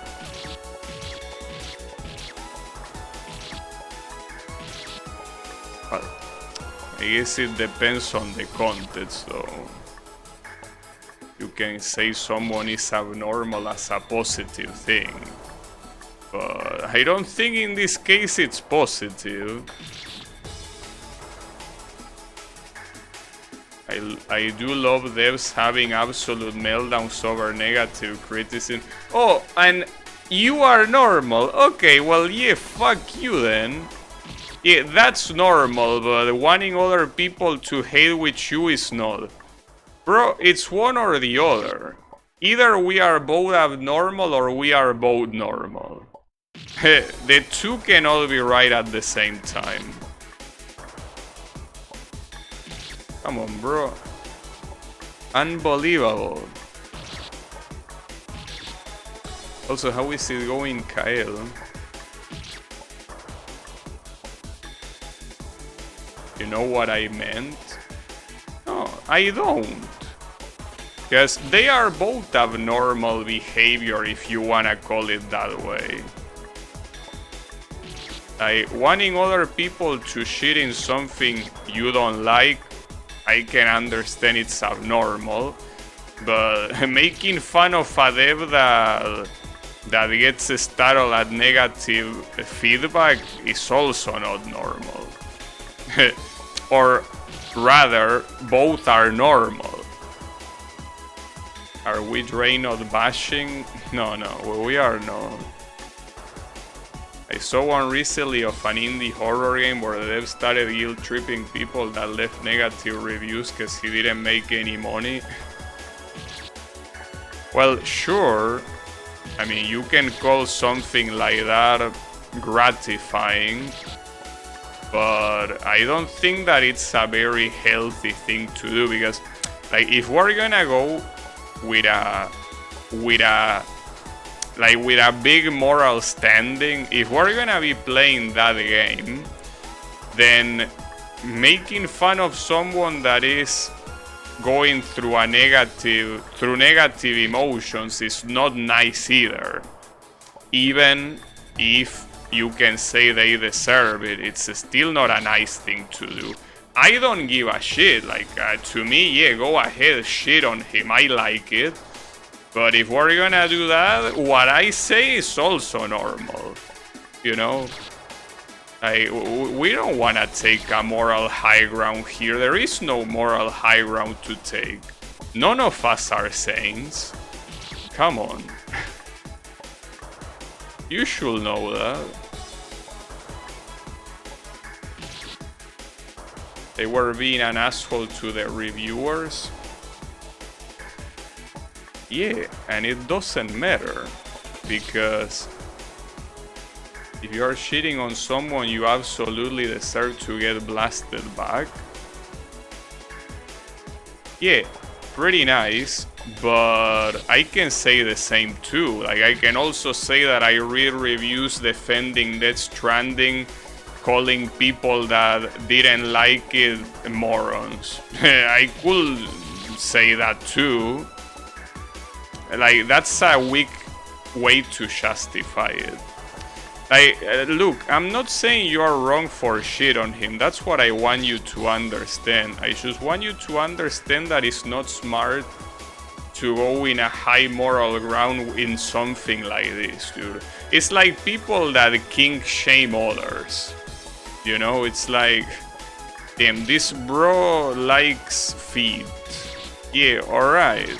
But you probably like something worse, or not, but like, that's not a battle you wanna do, bro. No one has a moral high ground there. Yeah, Kojima bashing and Street Fighter 5 bashing, I guess. Negative reviews doesn't mean shitting on a game. No, but as I mentioned, it can be shitting on another person, you know? Like, the review that I sent as an example of someone defending the game and calling the haters morons or something like that, that is a personal attack. Of some random nobody that nobody gives a shit about, of course. But what I'm trying to say is that if you want me to justify my shitting, that's how I could justify it. If I wanted to. I don't want to justify it because I don't care. I will just shit on it because I feel like shitting on it. But that I could justify it like that if I wanted to, you know?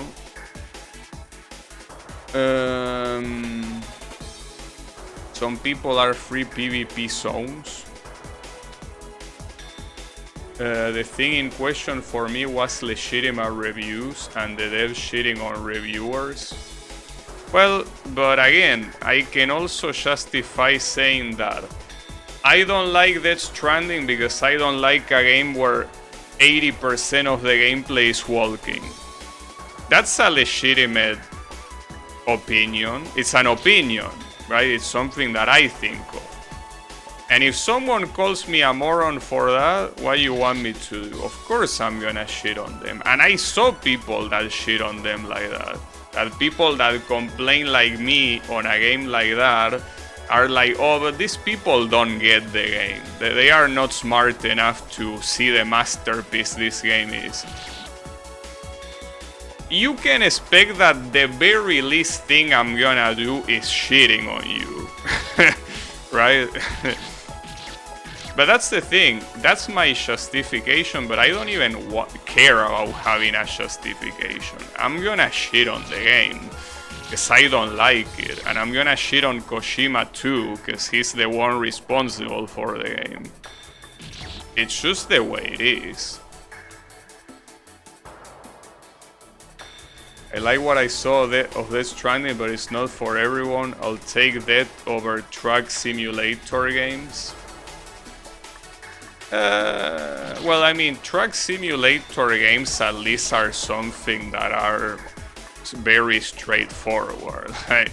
It even says in the name, Euro Truck Simulator. Yeah, it's exactly that, a game where you are simulating a truck through Europe.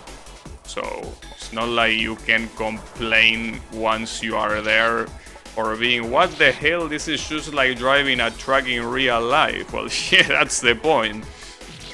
With Death Stranding though, there are many expectations that could come out of that, considering that it was made by a guy with very highly regarded games, and then you have what is in its majority a walking simulator. So yeah, I will say they are different. They are different situations. We have multiple furries in this chat too. I don't think we do anymore though. I think that all the furries left. So yeah, I don't think we have furries, unfortunately. But yeah, like, you know, the thing is that I feel that as long as it's not a personal attack, anything goes. Like, because here I feel like what you're saying is because I'm talking shit of Kojima when Kojima didn't do anything to me. I understand that reasoning, but it's not like I'm personally shitting on Kojima. Like, it's not like I'm calling him, I don't know, a bad person, an asshole, I don't know, a wife beater, I don't know. Like, I'm not doing personal attacks on the guy. I'm attacking him as an artist for his work. And that's the thing. When you publish something, you have to be ready for that. So it's not like you can say, well, but think of Kojima. Kojima is used to that. Kojima doesn't give a fuck.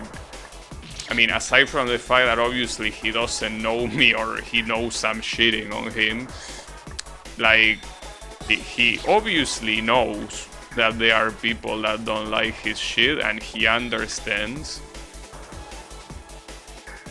Well, sure, I guess in this case it's a matter of wording. But I'm not shitting on him in a personal matter. Like, I don't even know the guy personally. I don't know if he's a kind person or not. I don't even know if Kojima is his real name. For all I know, it could be an artistic name. You know, a lot of people do that. So, I mean, his name, Hideo Kojima, yeah, but I mean, I don't know him personally, so anything that I shit on him is from his artistic or director or whatever you wanna call it, you know. I remove my balls before driving, respecting the law. Yeah, the furry extinction.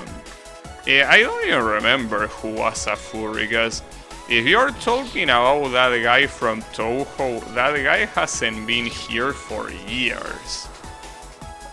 If you're talking about Blue, he wasn't a furry for what I remember. And I don't know who else you might be talking about. Riemann was not a furry. What am I missing? Kyle? Bro, Kyle? Kyle wants furries in a pike. If anything, Kyle hates furries way more than you. Kyle is the most anti-furry guy that has ever talked in this chat. If there's anyone that will shit on a furry, it's him. Hey, I want exactly, see? Now you understand. No, he hates furries, VTubers. Well, he also hates other things I cannot say on stream. But yeah. He hates more stuff just than VTubers. Yeah, porteños. Yeah, let's just say porteños, because at least that one is more or less acceptable. Yeah. But yeah, I don't think there is a single furry here, and there hasn't been for years. But yeah, don't worry about it, Kyle.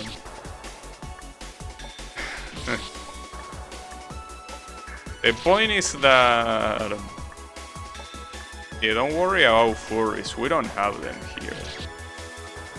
But I mean, we don't have them here simply because I guess there is not much incentive for a furry to be here. Or to even say he's a furry, I guess. So yeah, I mean, for all we know, Clonecat might be a furry. You consider Khadgar furries? No. Because there is no fur in there. So yeah. I'm just kidding, Clonecat. I mean, you could and we wouldn't know, and we don't have to know either, you know? Anyone here could be a furry. I mean, for all we know, Kyle could be a furry and he's just hiding it through a hating facade, as Yami likes me to pronounce that word. But yeah, I don't know. It could be anything. But no, I believe that he isn't. Yeah, I don't know. Then again, that's actually what I thought, that it was ironic hate. Nah. No, it's not. I will say that the only ironic hate Kyle says is hate towards me. He's a tsundere at heart, just like Yami. But anything else that he says he hates, he definitely does. But yeah, don't worry about that. But yeah. I mean, with furries, I don't really mind them. I mean, I also don't understand... Like, look, when it comes to people that identify as something, I don't think I hate any of them. Because I simply don't care enough. And it applies to VTubers. I think VTubers is a good example. Because VTubers is something that I know I don't like. Like, I try watching some VTubers and it's not for me. But I cannot imagine hating them. Like, I cannot imagine myself hating them, right? I simply don't care. Like, they are in their world and I'm in mine. You know, if at some point, somehow, a VTuber comes to the chat, or at any point it's like they are there, that I have to interact with one of them. It's like, cool, they are just another chatter, just like any of you are. I wouldn't care. Just that I certainly wouldn't watch them.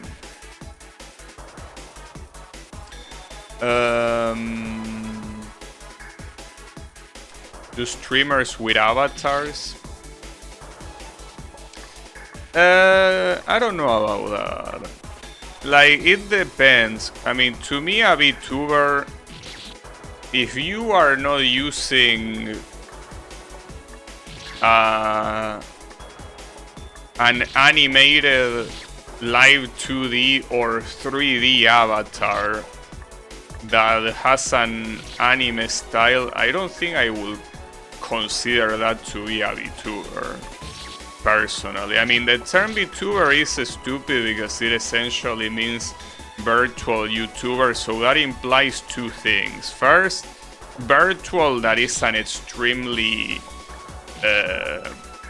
generic word that doesn't really say anything because everything is virtual. And tuber is just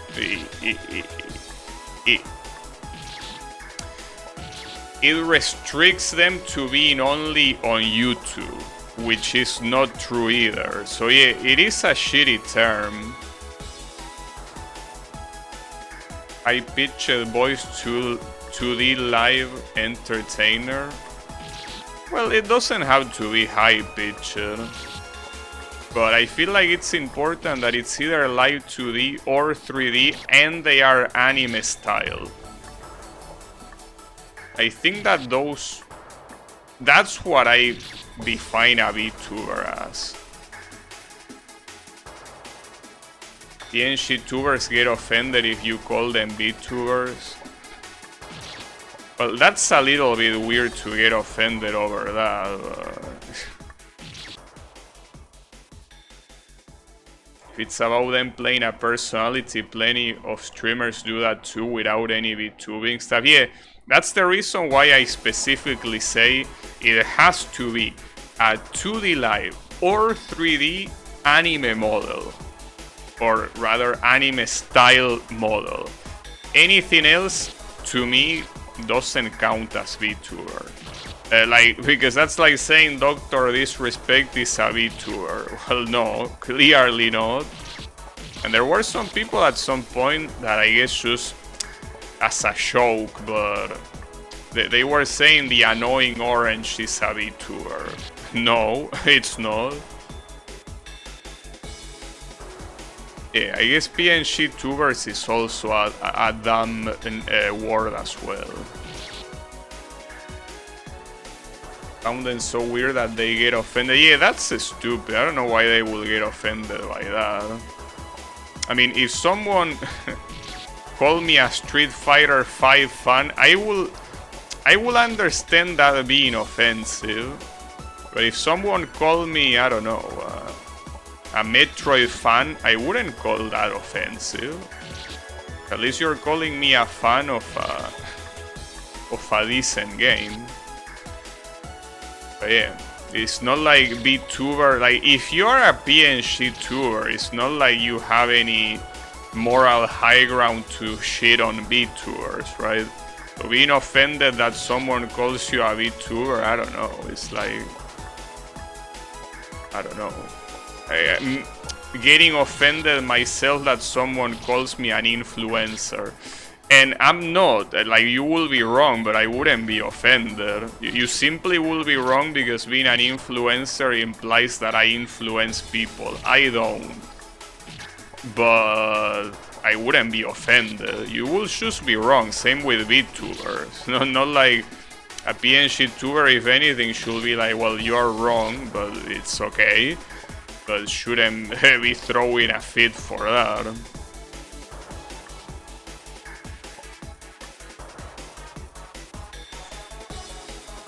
Same with VTubers shitting on non-VTuber streamer, that happens too. Yeah, I can see that being the case, but I guess at least that makes more sense. I mean, you can say that it is something stupid because it is, But at least it makes more sense than a PNG tuber shitting on a VTuber. A webcam tuber. Also, did I say hello to you, Yannick? I don't remember. But yeah, hello. How are you doing? As a preservationist, I hope two more companies implode. They deleted so much content, even if I didn't watch it, even if it was the last media on the world. Yeah, that's understandable, because you gotta understand that, well, VTubers, the ones that are not indie at least, are owned by big companies that whenever they are in bad terms with a specific VTuber, they can easily erase everything, and there's nothing you can do about that. But I think that that's less shitting about VTubers and more shitting about on the agencies. Because, well, they are cool indie VTubers that also delete their shit. It's the same as any other streamer will do if they get a mental breakdown and they don't know any better. But in that case, I will just shit on the agencies, because essentially they are idle agencies, and idle agencies are scum. So shitting on them, I think it's something justified, but on VTubers, I don't think it makes much sense. The companies suck. All talent agencies are trash. I support shitting on all of them equally. I mean, maybe the ones that treat with real life idols, I will support shitting them even more. Because I think it's a lot more scummy than shit that only happens over the internet. But yeah, they all deserve a good old shitting, that's for sure. You did say it, but I deleted your memory then. Unbelievable. Wasn't there a Shosho stand that did that? Oh yeah, the one in Stone Ocean. Yeah, I forgot the name though. That fight fucking sucks, dude. Like, that stand is the one that made me drop Shosho. Like, that stand is so shit it made me drop Shosho, dude. Yeah, Stoner Ocean, that's true. It is as if Gabi plays Street Fighter 5, he will delete that stream immediately. No, you know that I think a Street Fighter 5 stream will be legendary. Problem is that the only way I see that happening is if I pirate it, because I'm not gonna give Capcom money for fucking Street Fighter 5. I'm pretty sure that at this point it already has been pirated more than enough, so it wouldn't be a problem. But then again, why would I want to waste my time with that piece of shit?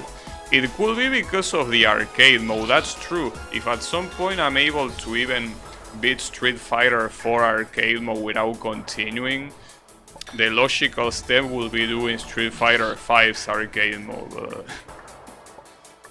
After shitting on that game for so much, it will be weird to play it. But yeah, I don't know. Shalehouse Lock, yeah, that guy. Well, that thing, that's 10. What a piece of shit, dude. That piece of shit stand made me drop the whole series. Can you believe that? It's unbelievable, but it did.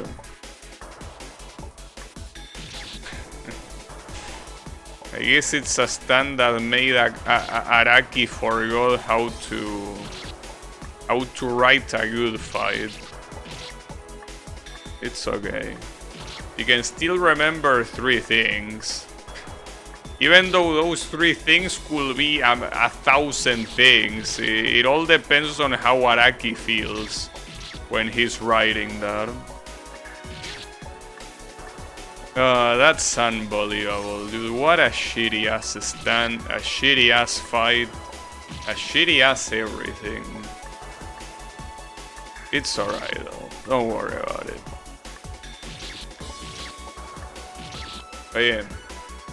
Now, going back to speaking of shitting on stories and writers, I want to see, probably not because I probably would have heard it before, but was someone here invested either in the anime or manga or of Oshinoko?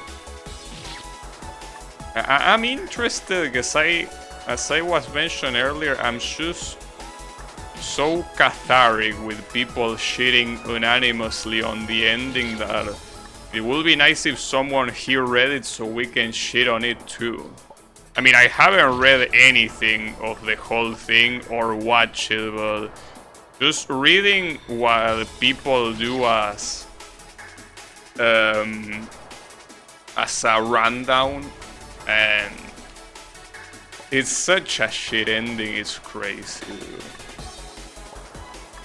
I just wanted to know if anyone here cared about that, just so we could shit on it together. I read 3 chapters of the manga and dropped it. Damn, a smart person, but that's something that I couldn't expect any less from Clonka. That's the thing. Clonka here is an example citizen. He does everything right, dude. And yeah, of course he saw the writing on the wall early, and he did. You really are my hero. You are a person to look up to. Well done. Very well done. But yeah, you did well. You certainly did. I never read the mangas. Well, did you watch the anime? Because apparently the anime is one of the reasons also why the manga gained a lot of popularity, which tends to be the case usually. Anime boosts popularity of a story that otherwise started in another medium. But yeah, in this case, it's definitely the case. The anime of Oshinoko boosted that shit's popularity so much. And it's understandable. I mean, the characters look good, the singing is good, like, it's just what you would expect. The girls are obviously cute, and all of this gets elevated with anime, so it is to be expected of men. When you have a writer that sucks dick, there's not much you can do. Oh, and hey, I'm shitting on him as a writer, Reynolds, before you mention it. I'm not shitting on him as a person like a lot of people I read that are doing, okay? I'm just shitting on him as a writer. So that's also funny, dude. Some people are so salty that are talking so much shit about the writer, but not as a writer. I wouldn't do it, but it's just so funny to read it. Like, it's a guilty pleasure, I guess. No, don't worry about it, Draynor, it's okay. Cloncat was cloned to be the perfect life form, of course. We'll have it called the Clone Hedgehog. Yeah, don't worry about it, Draynor, it's alright. I enjoyed it more than Ogon no Kase. Well, yeah, I personally like a lot of things about Golden Wind, but there were a lot of things that were very lacking. Now, I don't know what Oshinoko is. Like, I don't know how good the anime might or might not be. I mean, I don't care about romantic stories. I don't give a shit. But I wouldn't find it surprising that what you say, I will agree with that too. Show that drip up your ass, Shorno.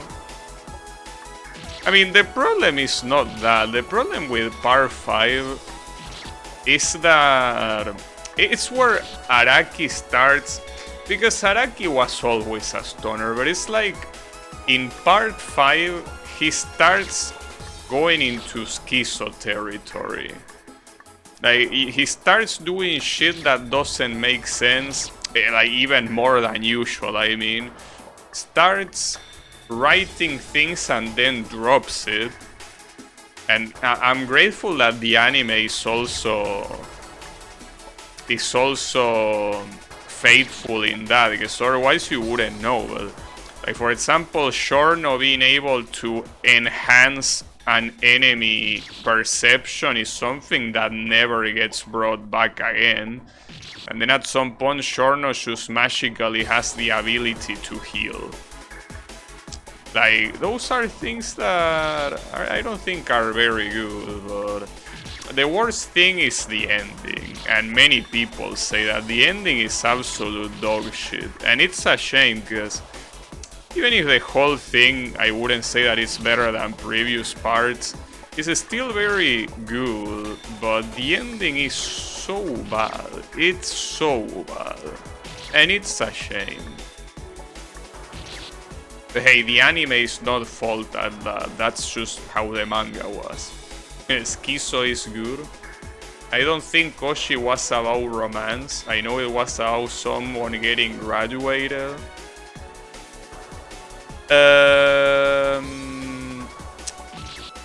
It is about romance. Yes. Like, you can say that it is about some Japanese topics like idol agencies and shit like that, but ultimately it's a romance manga, you know. And the funniest thing is that one of the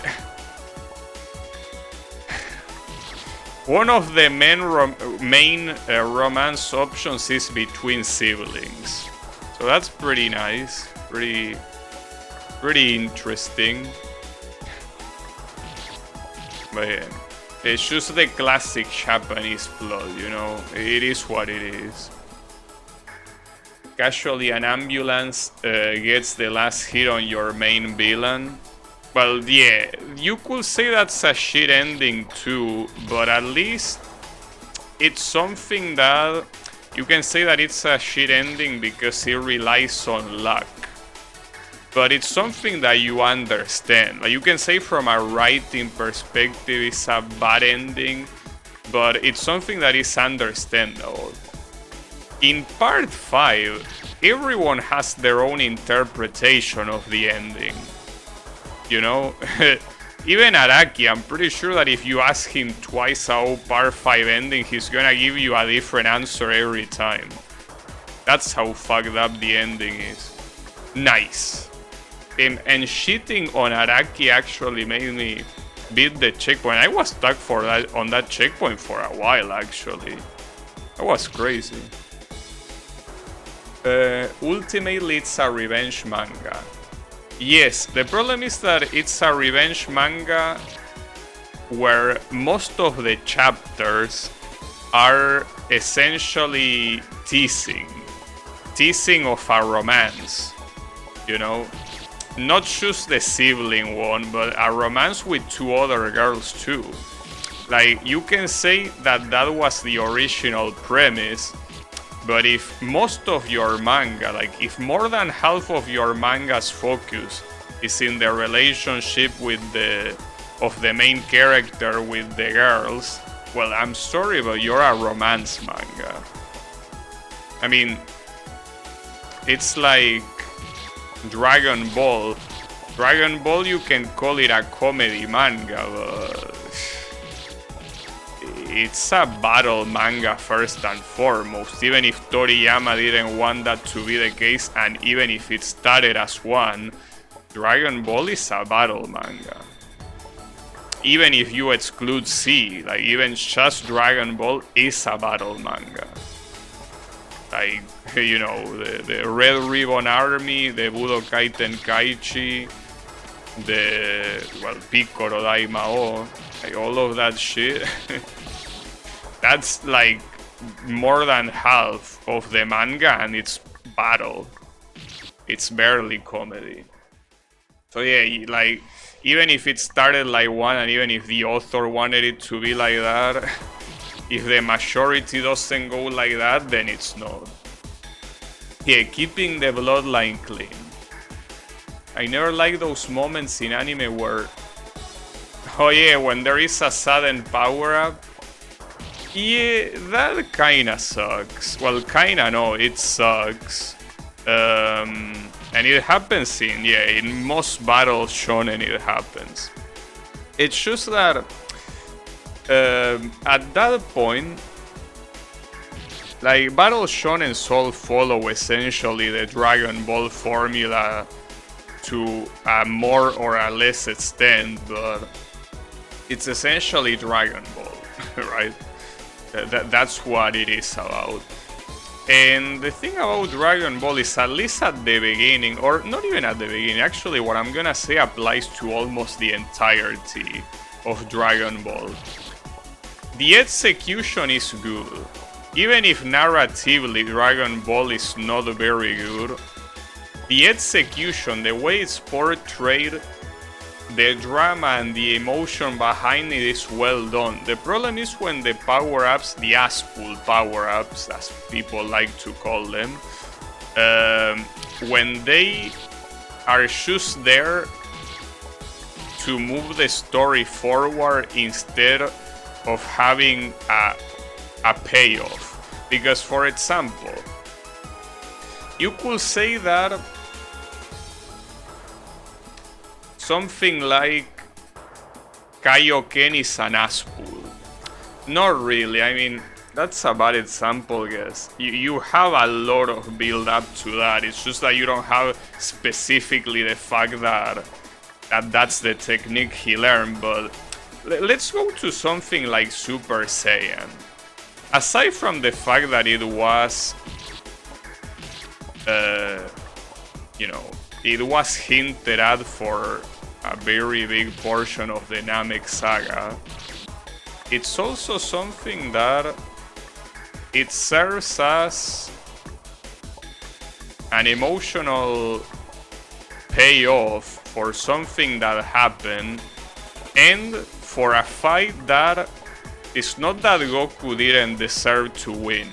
He deserved to win, and he would have won if Frieza wasn't, wasn't so resistant to bullshit. But yeah, that's the thing. It serves as something to keep one-upping what is happening at the moment. Because, from a narrative standpoint, you can just make Frieza die to the Genki Dama.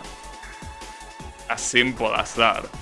But Toriyama wanted to keep it going, so in that case, it doesn't, an ass-pull like that, like the Super Saiyan, doesn't really ruin anything. It doesn't ruin the stakes, it doesn't ruin the effort of the fight, it doesn't ruin any character.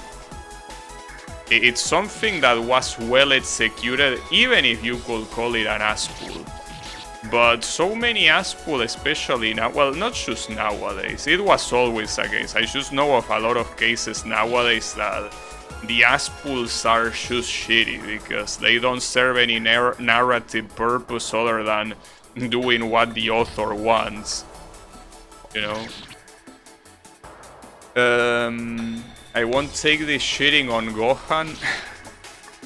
Well, I wasn't thinking about Gohan, actually. But even something like Gohan, see, you can call Super Saiyan 2 an ass-pull if you want. But the thing about Super Saiyan 2 is that there is things backing that up. The fact that Gohan trained in the hyperbolic time chamber, the fact that he simply didn't want to get serious because he doesn't like fighting, the fact that he was hyped up for the entirety of the saga, and the fact that at that point the Z Fighters definitely had what it takes to beat Cell.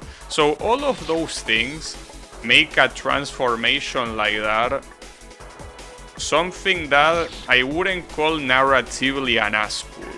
Or rather, it's an ass-pull that is not executed badly. An Aspull that you can say that is executed badly is Cell's Aspull. Like Cell all of a sudden reviving and getting stronger. That's an Aspull. But if anything, another thing, narratively that Aspull is entertaining because it's a villain Aspull that still will get beaten. It's just that it will take longer. And that's the thing about Toriyama in general.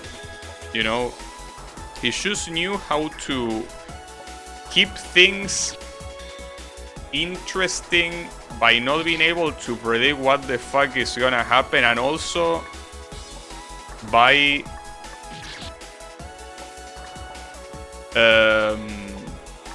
executing them well, both artistically on his actual drawings and from a reader standpoint, right?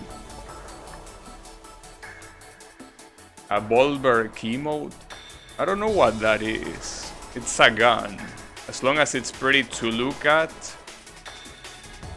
Well, it depends, because something can be pretty to look at and still be narratively a piece of shit.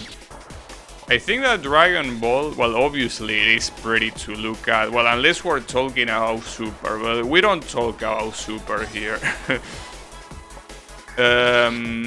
But yeah, Dragon Ball Z is pretty to look at, but it's also something that narratively always feels satisfying. Like, that's the thing. If you are gonna use Aspulls, at least you have to keep the reader satisfied.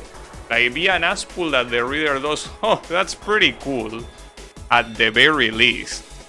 Like, someone can be more like, damn, that was so well done or whatever, but at the very least, you need to leave the viewer or reader satisfied. And that's something that many battle shonen cannot do. They just do the dumbest shit to justify the plot moving forward. Like, they don't do it in a satisfactory way. They don't do it in a cool way. They just do it because it needs to happen. And at that point, it kind of... like, you start thinking, instead of thinking about the story, what you instead start thinking is how much of a hack the author is. So it kind of takes you away from the story a bit, you know? How about Daima? About what? I don't know what that is. I think what you mentioned doesn't exist. It's not a problem if it doesn't exist, right? Super Miedon. Yeah. Well, look, it was your idea to watch Daima. So how many episodes were you able to stand? That's the question.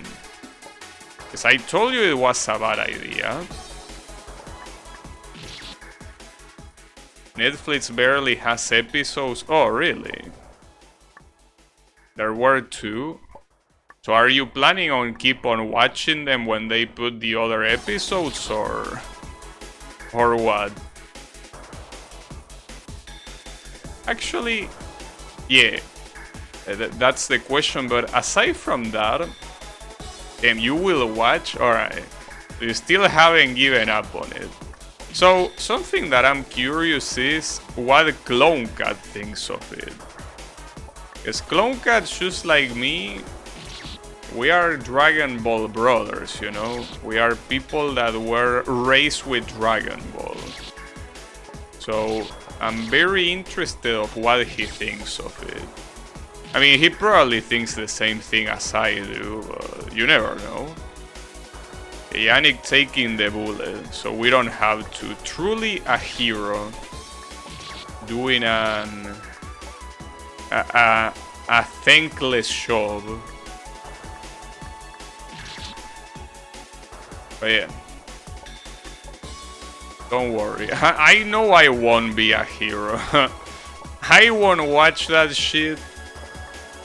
I mean, I already seen some webs that people post, and Yeah. No. No thank you. Because at some point, it's not a matter of I say Aspus because that's what we were talking about, but no. It's not a matter of retcons, it's not a matter of bad writing. At some point, it's just a matter that it's not fun. You know? At some point, even if you are trying to get past the absolute shit it takes on the original series, it's also the fact that you just feel like you're wasting your time, you know? Because if it was at least entertaining, you could either laugh at it or, you know, just be like, you want to see how ridiculous it gets, but it's not even that, it's not even useful for that. Daima will be the first Dragon Ball I watch properly then. My condolences. Goku being a kid was the worst part of GT for me. I'm not touching Daima with a stick. Yeah, I mean that's what most people think about Dragon Ball GT. That Goku being a kid is lame. And doing it again is so stupid. It's like, you didn't learn anything. Like, you just didn't, because otherwise I don't understand.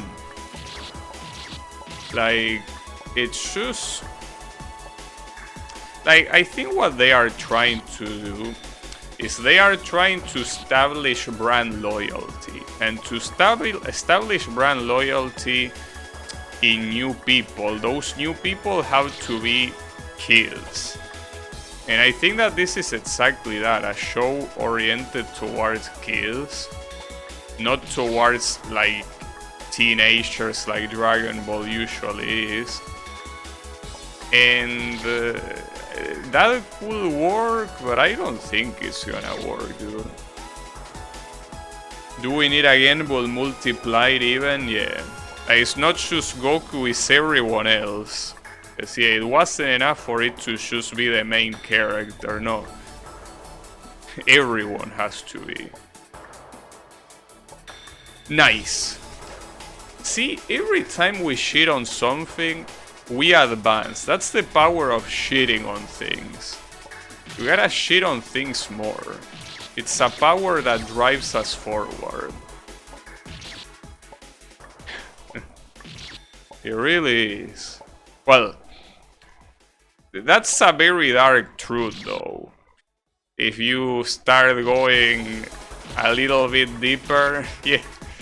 Most of the reasons why technology advances is precisely because of how much countries love shitting on others, but they love shitting on others non-verbally. That's the problem. I could say that unfortunately that phrase is more accurate than I would want it to be. I guess shitting on others truly is a force to be aware of. It really moves things forward and sometimes not in a good way. But don't worry, this time, for this game, it is in a good way. Might even be able to reach floor 50, which will be definitely something. Will be cool. But yeah. At least the song for this area. Well, the songs in this game in general are nice because they are songs that are clearly meant to be background songs, meant to be listened for quite a while. So I don't think there is a single song in this game that is bad. So in that case we can thank Mr. Macedonia for at least making the songs pleasant to listen to. Like being at the strip club. I don't think these are songs that play on a strip club, dude. Like something like Alexandrite from BlazBlue is the kind of shit I imagine playing on a strip club. And makes sense consider the character it's associated with. But yeah, this song, I don't know about that, bro. Doesn't really sound like it to me. But I don't know if it's pronounced Alexandrite or Alexandrite, whatever. Makoto's theme. What a better character to have a strip club song than Makoto.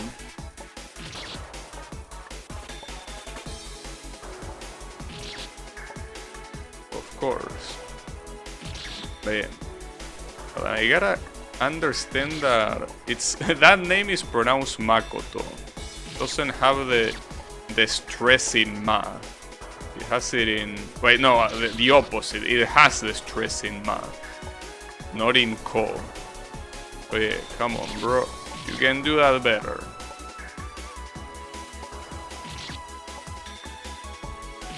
That reminds me. I wonder if at some point, well, when I eventually make it to Street Fighter 3, will I be able to pick Makoto? Sounds like a very complex character though. Like, I don't think it's the kind of character that will cheese the AI. Though I don't even know what character in those games can cheese the AI. Hard to tell, because the AI at that point was slightly smarter than in previous games. I don't think it's that easy to cheese it. It's not impossible, obviously, but... Makoto is a complex character. Which is probably the reason why she's not in Street Fighter 6. They will probably have to neuter her a lot. Street Fighter 6... Well, no, that's not the only problem. The problem is that the whole gameplay of Makoto is... like, having Drive Rush, which is the main mechanic of Street Fighter 6. Like, that kinda makes her not stand out that much. Because the whole point of Makoto is getting in and getting out. But especially getting in. And she gets in thanks to her extremely fast dash. That extremely fast dash is pointless in a game that has Drive Rush.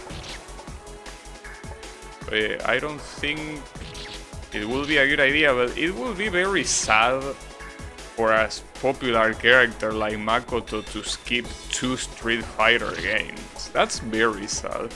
Especially when with Elena, which is another Street Fighter 3 character, also making it to Street Fighter 6. And that's a surprise though. Nobody expected Elena to be a playable character. But that's a good pick. It's also a very unique character as well. Looking up this game and your channel comes up on the top results. I mean, I'm pretty sure you are probably gonna find someone that speedrun this thing. Maybe.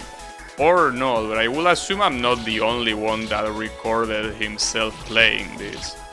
Obviously not the only one that played this, because the fact that there are reviews means that people did beat it. But I'm pretty sure I'm not the only one that records it, right? Will be interesting being the first at something. Though I can tell you something. For some reason, Outrun 2006 is a game that keeps getting views to this day. Apparently I'm the to-go guy for people that want to watch that game. That's pretty nice. They beat it in 1 hour, yeah. Understandable. And beating this game in 1 hour, dude, that's fucked up. I can't believe it. Beating a game like this in 1 hour. Like, that's what I mean. Like, I feel like my game is dead on arrival, because there are gonna be people that are gonna speedrun it without dying once, and at that point there's nothing else to do a better speedrun. That's already as fast as it can get, you know?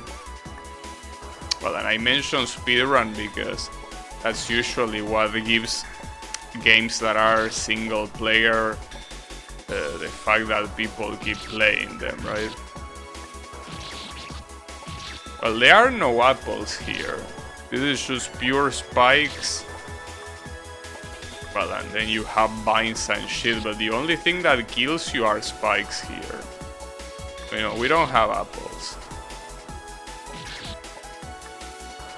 But yeah, the thing is that I'm surprised that Outrun is such a viewed game in my channel, but I'm glad. Because it's a good game and it's a game I really like.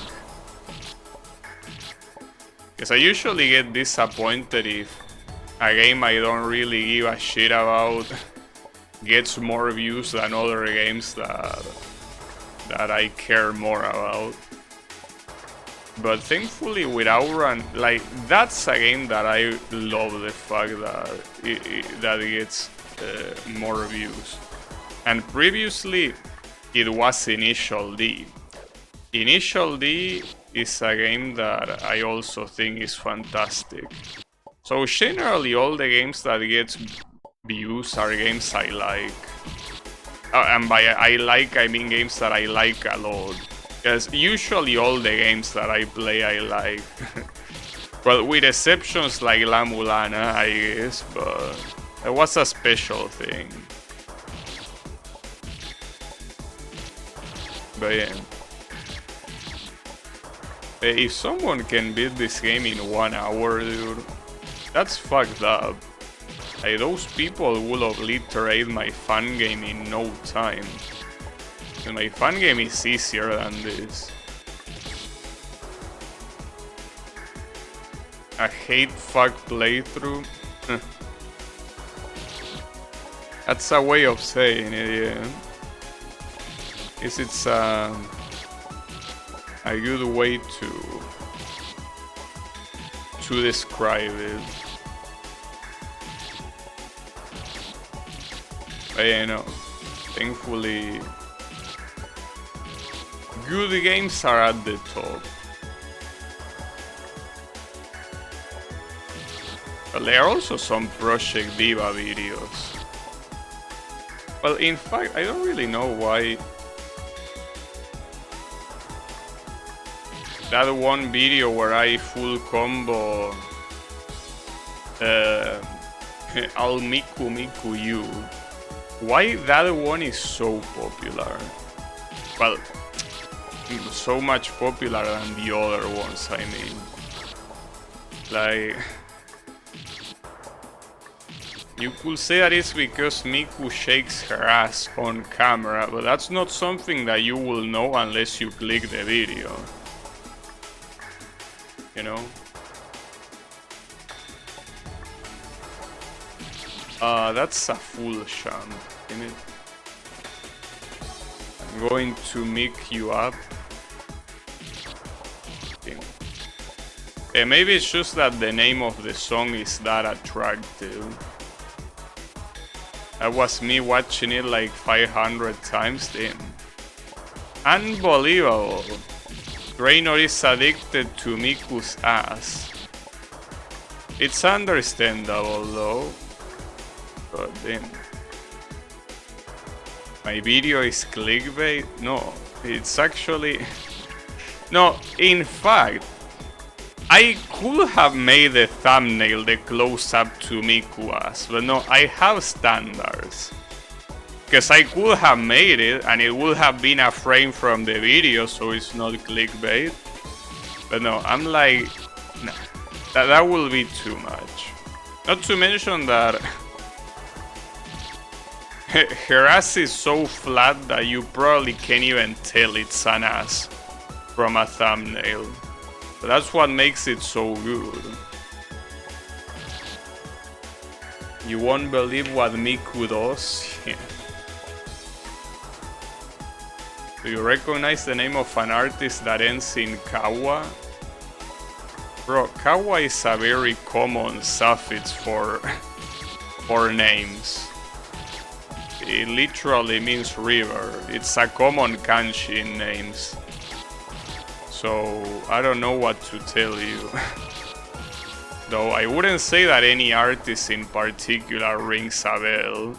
But you gotta understand that I don't know names of artists very well, so I don't recognize many names either. So yeah, I don't know what to say. I mean, yeah, the answer is no, I don't.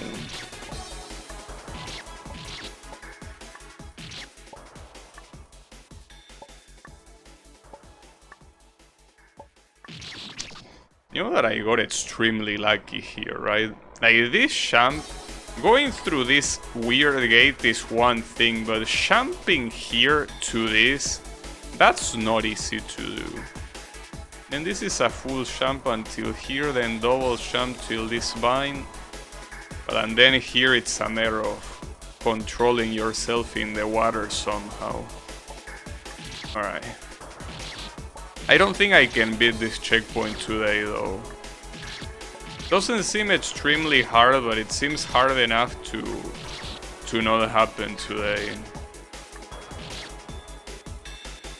I will try to pass some numbers if I find them on that side. I think he makes some pretty to look at stuff. I mean, hold up. Well, I'm not gonna check it now, but there is a Kawa, a name Kawa I recognize that I don't know where I recognize it from. Maybe it's even a fictional character, but I recognize the name Kadokawa. I don't know who that is, but that name rings a bell. I just don't know who that is. Maybe I just made that up as well, I don't know. But that's a name that is in my mind right now. Isn't that a company? It might be, yeah, it's a possibility. An anime corporation, yeah, it could be. I wouldn't be surprised. So yeah, I guess that's where I get him from. But aside from that one, I don't think I recognize another Kawa right now. Well, there is also Kawashiro, Nitori, but that's how it starts. It doesn't end in Kawa. Close enough. Okay, Nitori, you know that we can shit talk about manga artists a lot in terms of how they write. But man, soon as a writer, Nitori is a very good example. A character that completely changed. But that's something that I always say. Even when I was playing Touhou more and I wasn't shitting on writers too much, I always say that Sun is not a good writer. And yeah, things like Nitori's personality making no sense is also one of those things. It's alright though. It happens. At least he makes cool games. I can give him a break. You cannot be good at everything, you know?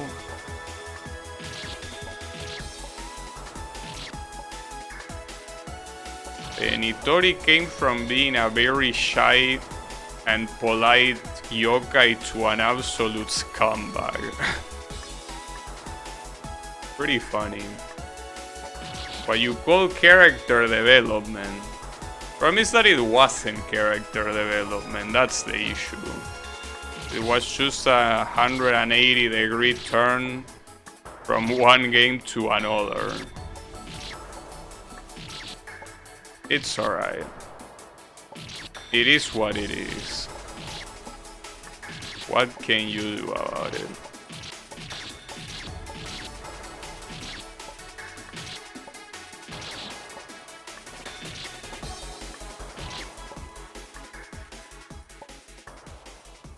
Money changed her? It could be. Yeah, money changes a lot of people. I think they published the Bunny Girl Senpai and Kokonosuba then. Yeah, the kind of shit that I wouldn't touch with a 10-foot pole. Well, 10 feet. Oh. Yeah, understandable. It's alright. I mean, then again, Oshinoko is also that I wouldn't touch with a 10-foot pole, and yet everyone shitting on the ending made me hype. Like, then those are the kind of things that just make me hype, dude. Everyone concentrating their result on a single thing, you love to see it. It's wonderful. Steins Gate. That's something that Kolo is a fan of. But he only watched the anime. He didn't play the visual novel. Well, most people didn't play the visual novel. I don't know, dude. I don't know what to think about that one. I mean, obviously I haven't watched it, but I don't know. It just feels like, just like most Japanese media, it just falls into the same tropes over and over and over again. And that's nice when it's your first exposition to that, but when you already seen that 1,000 times, yeah. Steins Gate is pretty awesome. Well, one thing I can say about it that makes it stand out from most romantic visual novels is the fact that... Hold up. Ouch.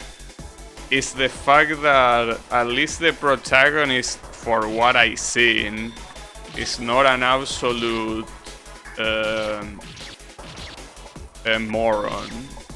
So that's something. Like the protagonist is someone that you probably will cheer for instead of just being like, bro, couch, get me in, you know. I think that he at least is a decent protagonist, which is something that you cannot say about most of those type of visual novels.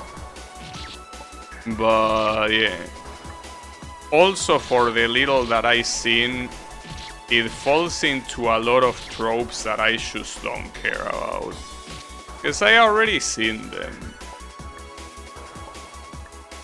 you know.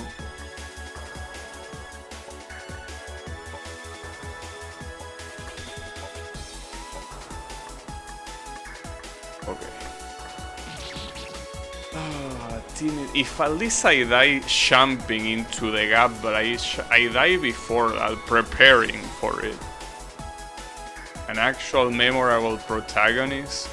Yeah, but I don't think it's a matter of being memorable. Well, I guess it's memorable precisely because he's not pathetic, which says a lot. But yeah, that's the problem. So many protagonists, especially nowadays, are so fucking shit, dude.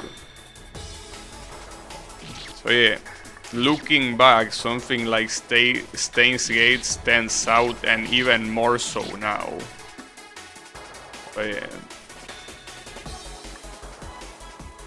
Was Chaos Child the one that never got ported? I don't know, I have no clue. I know that there is a comedy Steins Gate game on Steam about you dating the girls or some shit like that.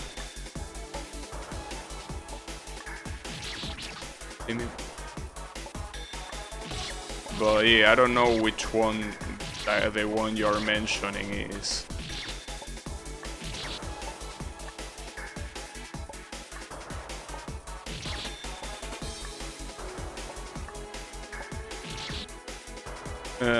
But yeah, I don't know. It's something that I will be willing to watch or play, but those type of time investments, I don't know, dude. I don't think I'm willing to make them. Maybe if I quit my show, I will do it. Or I could do it while I work, actually. That's a better idea. But that's what Yami does anyways. But I don't know, lately I've been a little bit busy in my work. Well, which is what should be normal, I guess. But it's the worst type of busy, because I mostly been busy talking to the client. And sometimes, unfortunately, the client is just dumb. And maybe they are not maliciously dumb, they are simply dumb, and that's it. But it really sucks. Like in my case, at least with the client I'm dealing with currently, it doesn't seem like it's someone that, like, it definitely doesn't have any malice with them, right? Like, they are not doing that on purpose to make the project slower or anything like that. They are just a little bit slow, and that's okay. But man, it would be nice to not work with slow people. But hey, it happens. Like, it's something that you gotta accept, because everyone, well, first of all, not everyone can be up to your unrealistic standards, but also everyone deserves a chance, so it is what it is. Yeah, real. Yeah, but it is what it is. It's just part of the show. So yeah. And I mean, it's not that I say that they are dumb because I have the ego on the clouds. Well, I do have my ego on the clouds, but that's unrelated. The point is that I work with people on obviously the same project that were actually fast to talk with. Like, you ask something and they were like, yes, you need this, this, and this. And not only they answer your question, but sometimes they even clarified more stuff that you didn't ask for, right? So that's great. But the ones I'm dealing with right now is like you have to send 3 emails for them to understand what the fuck you're talking about. It's like you ask, hey, what color is the t-shirt you're using? And they are like, well, this is made out of cotton. It feels very comfortable to wear, you know, and it's a little bit dark. Yeah. Nice, you were close to answer it, but what color is it? I'm talking about the pigment, the color, what you see with your eyes. If you want to, you can even tell me the hexadecimal value as well. So that will be too complex probably for them, but the point is that you ask something and they don't answer it. Not because they don't want to, it's simply because they are slow, and that's fine, but it really wears you down. Some people have communication issues online. I don't think it's just online though, because that person, I heard her talk in a meeting and it's just slow. And not just slow, but also doesn't understand terms very well. For example, she thought that input referred to a label. Because she said, we need 2 inputs in this screen, and everyone was like, what? No, it doesn't make any sense to have an input there. And then eventually she realized, no, I mean labels. You know? And that's fine, like, it happens to everyone is human, and some people are slower and some people are faster at understanding things, but at the end of the day it just slows things down, and It's a shame and it's annoying as well, but yeah, you gotta deal with it. You know? This stream will be great daily dose content. I think this stream, like the streams where I play games like this are just very nice for me because I don't really need to focus. I mean, these are games that whether you focus or not, the outcome is pretty much the same. Well, unless you are very good at them, I guess. It's not the case with me. But yeah, like, that's the thing. Even though I do understand that this game, and well, basically any Needle I Wanna Be the Guy game, they are not exciting games to watch, but they allow me to talk a lot because I don't need to focus. So for example, if I was playing something like Street Fighter 2 and I was attempting to one coin clear, that's very exciting. Well, or at least I find it exciting because it's something hard to do and the stakes are high. Like if you lose, you gotta start all over again and shit like that. And watching things fighting, I guess, is always fun. But with something like that, I wouldn't be able to pay that much attention to chat or to be able to even think of what to answer properly, you know? Those overextended tutorial videos, maybe. But yeah, this game does a very good job at that.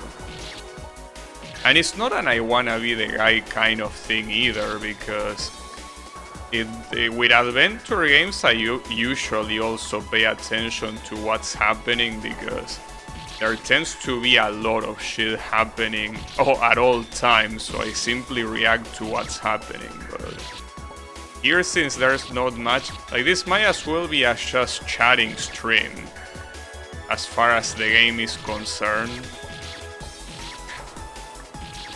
So yeah, that's interesting. Yeah, it's an interesting way to look at it. Still don't know if I will play this tomorrow as well. Then again, this progress is constant.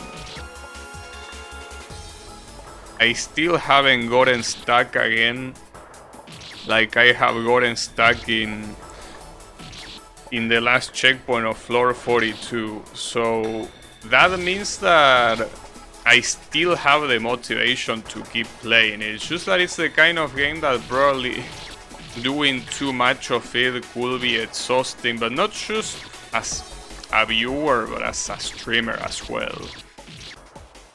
But I can definitely understand that. Well, I don't like using this word, but the vibe of this stream is very different from the streams I usually do, that I tend to pay a lot of attention to the game simply because I need to. Yeah, vibe. I don't like that word because it doesn't really say much. It's very generic. But it's okay, I guess here it's understandable what I mean.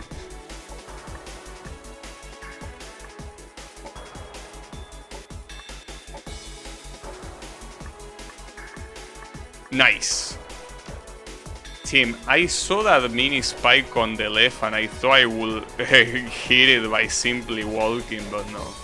The author is not that evil. Damn, and here we have one more checkpoint compared to the previous screens. Let me check them out, just to see what to expect. It seems okay. The first checkpoint is not that big of a deal. The second one... Well, I gotta assume that these jumps are extremely precise, because otherwise this checkpoint is a joke. I gotta assume the precision here has to be high, because otherwise you do this checkpoint in like 2 minutes. And then... this also looks very doable as well. And this checkpoint is only one champ essentially, which is probably super precise as well, but damn. This actually looks super doable in every single checkpoint. In fact, the first checkpoint is the one that looks the hardest. And this is, for what it looks like, this was a screen that most likely was a lot harder originally, and the tester told Macedonia, hey, you gotta nerf this one, dude. And he did. He added more checkpoints. It's a shame he didn't do that with floor 42 though. I mean, I really would like to talk to Macedonia. Well, first of all, to congratulate him for these 6 games that I played of him. This one included, obviously. And second, to tell him to nerf floor 42, dude. Like, that shit is so unbalanced, it's crazy. Because he probably doesn't know. It's not, again, something made out of malice. That's something that he probably either lucked out for that checkpoint, or he didn't realize it was that much harder for less skilled players like me. So something that I would really like to tell him, hey, Lord 42, please, last checkpoint, give it a nerf hammer because it needs it. I would like to meet this Macedonia individual at some point. But regardless, I do think that I will leave this checkpoint for, well, this checkpoint and this room in general for some other stream. I do think that this was a pretty cool stream, but yeah, it's the thing, dude. My streams are so inconsistent with what I present. It's very hard, you know, because I could come back to this game tomorrow or not, and if I don't, it will be a completely different stream. I really wish in that case the content I made was more consistent on what to expect. I mean, it's consistent in terms of how often I stream, but not in the quality, or rather the type of content itself. But yeah, that's enough yapping. Thanks everyone a lot for watching, and I'll be seeing you on the next stream, so have a good one and take care.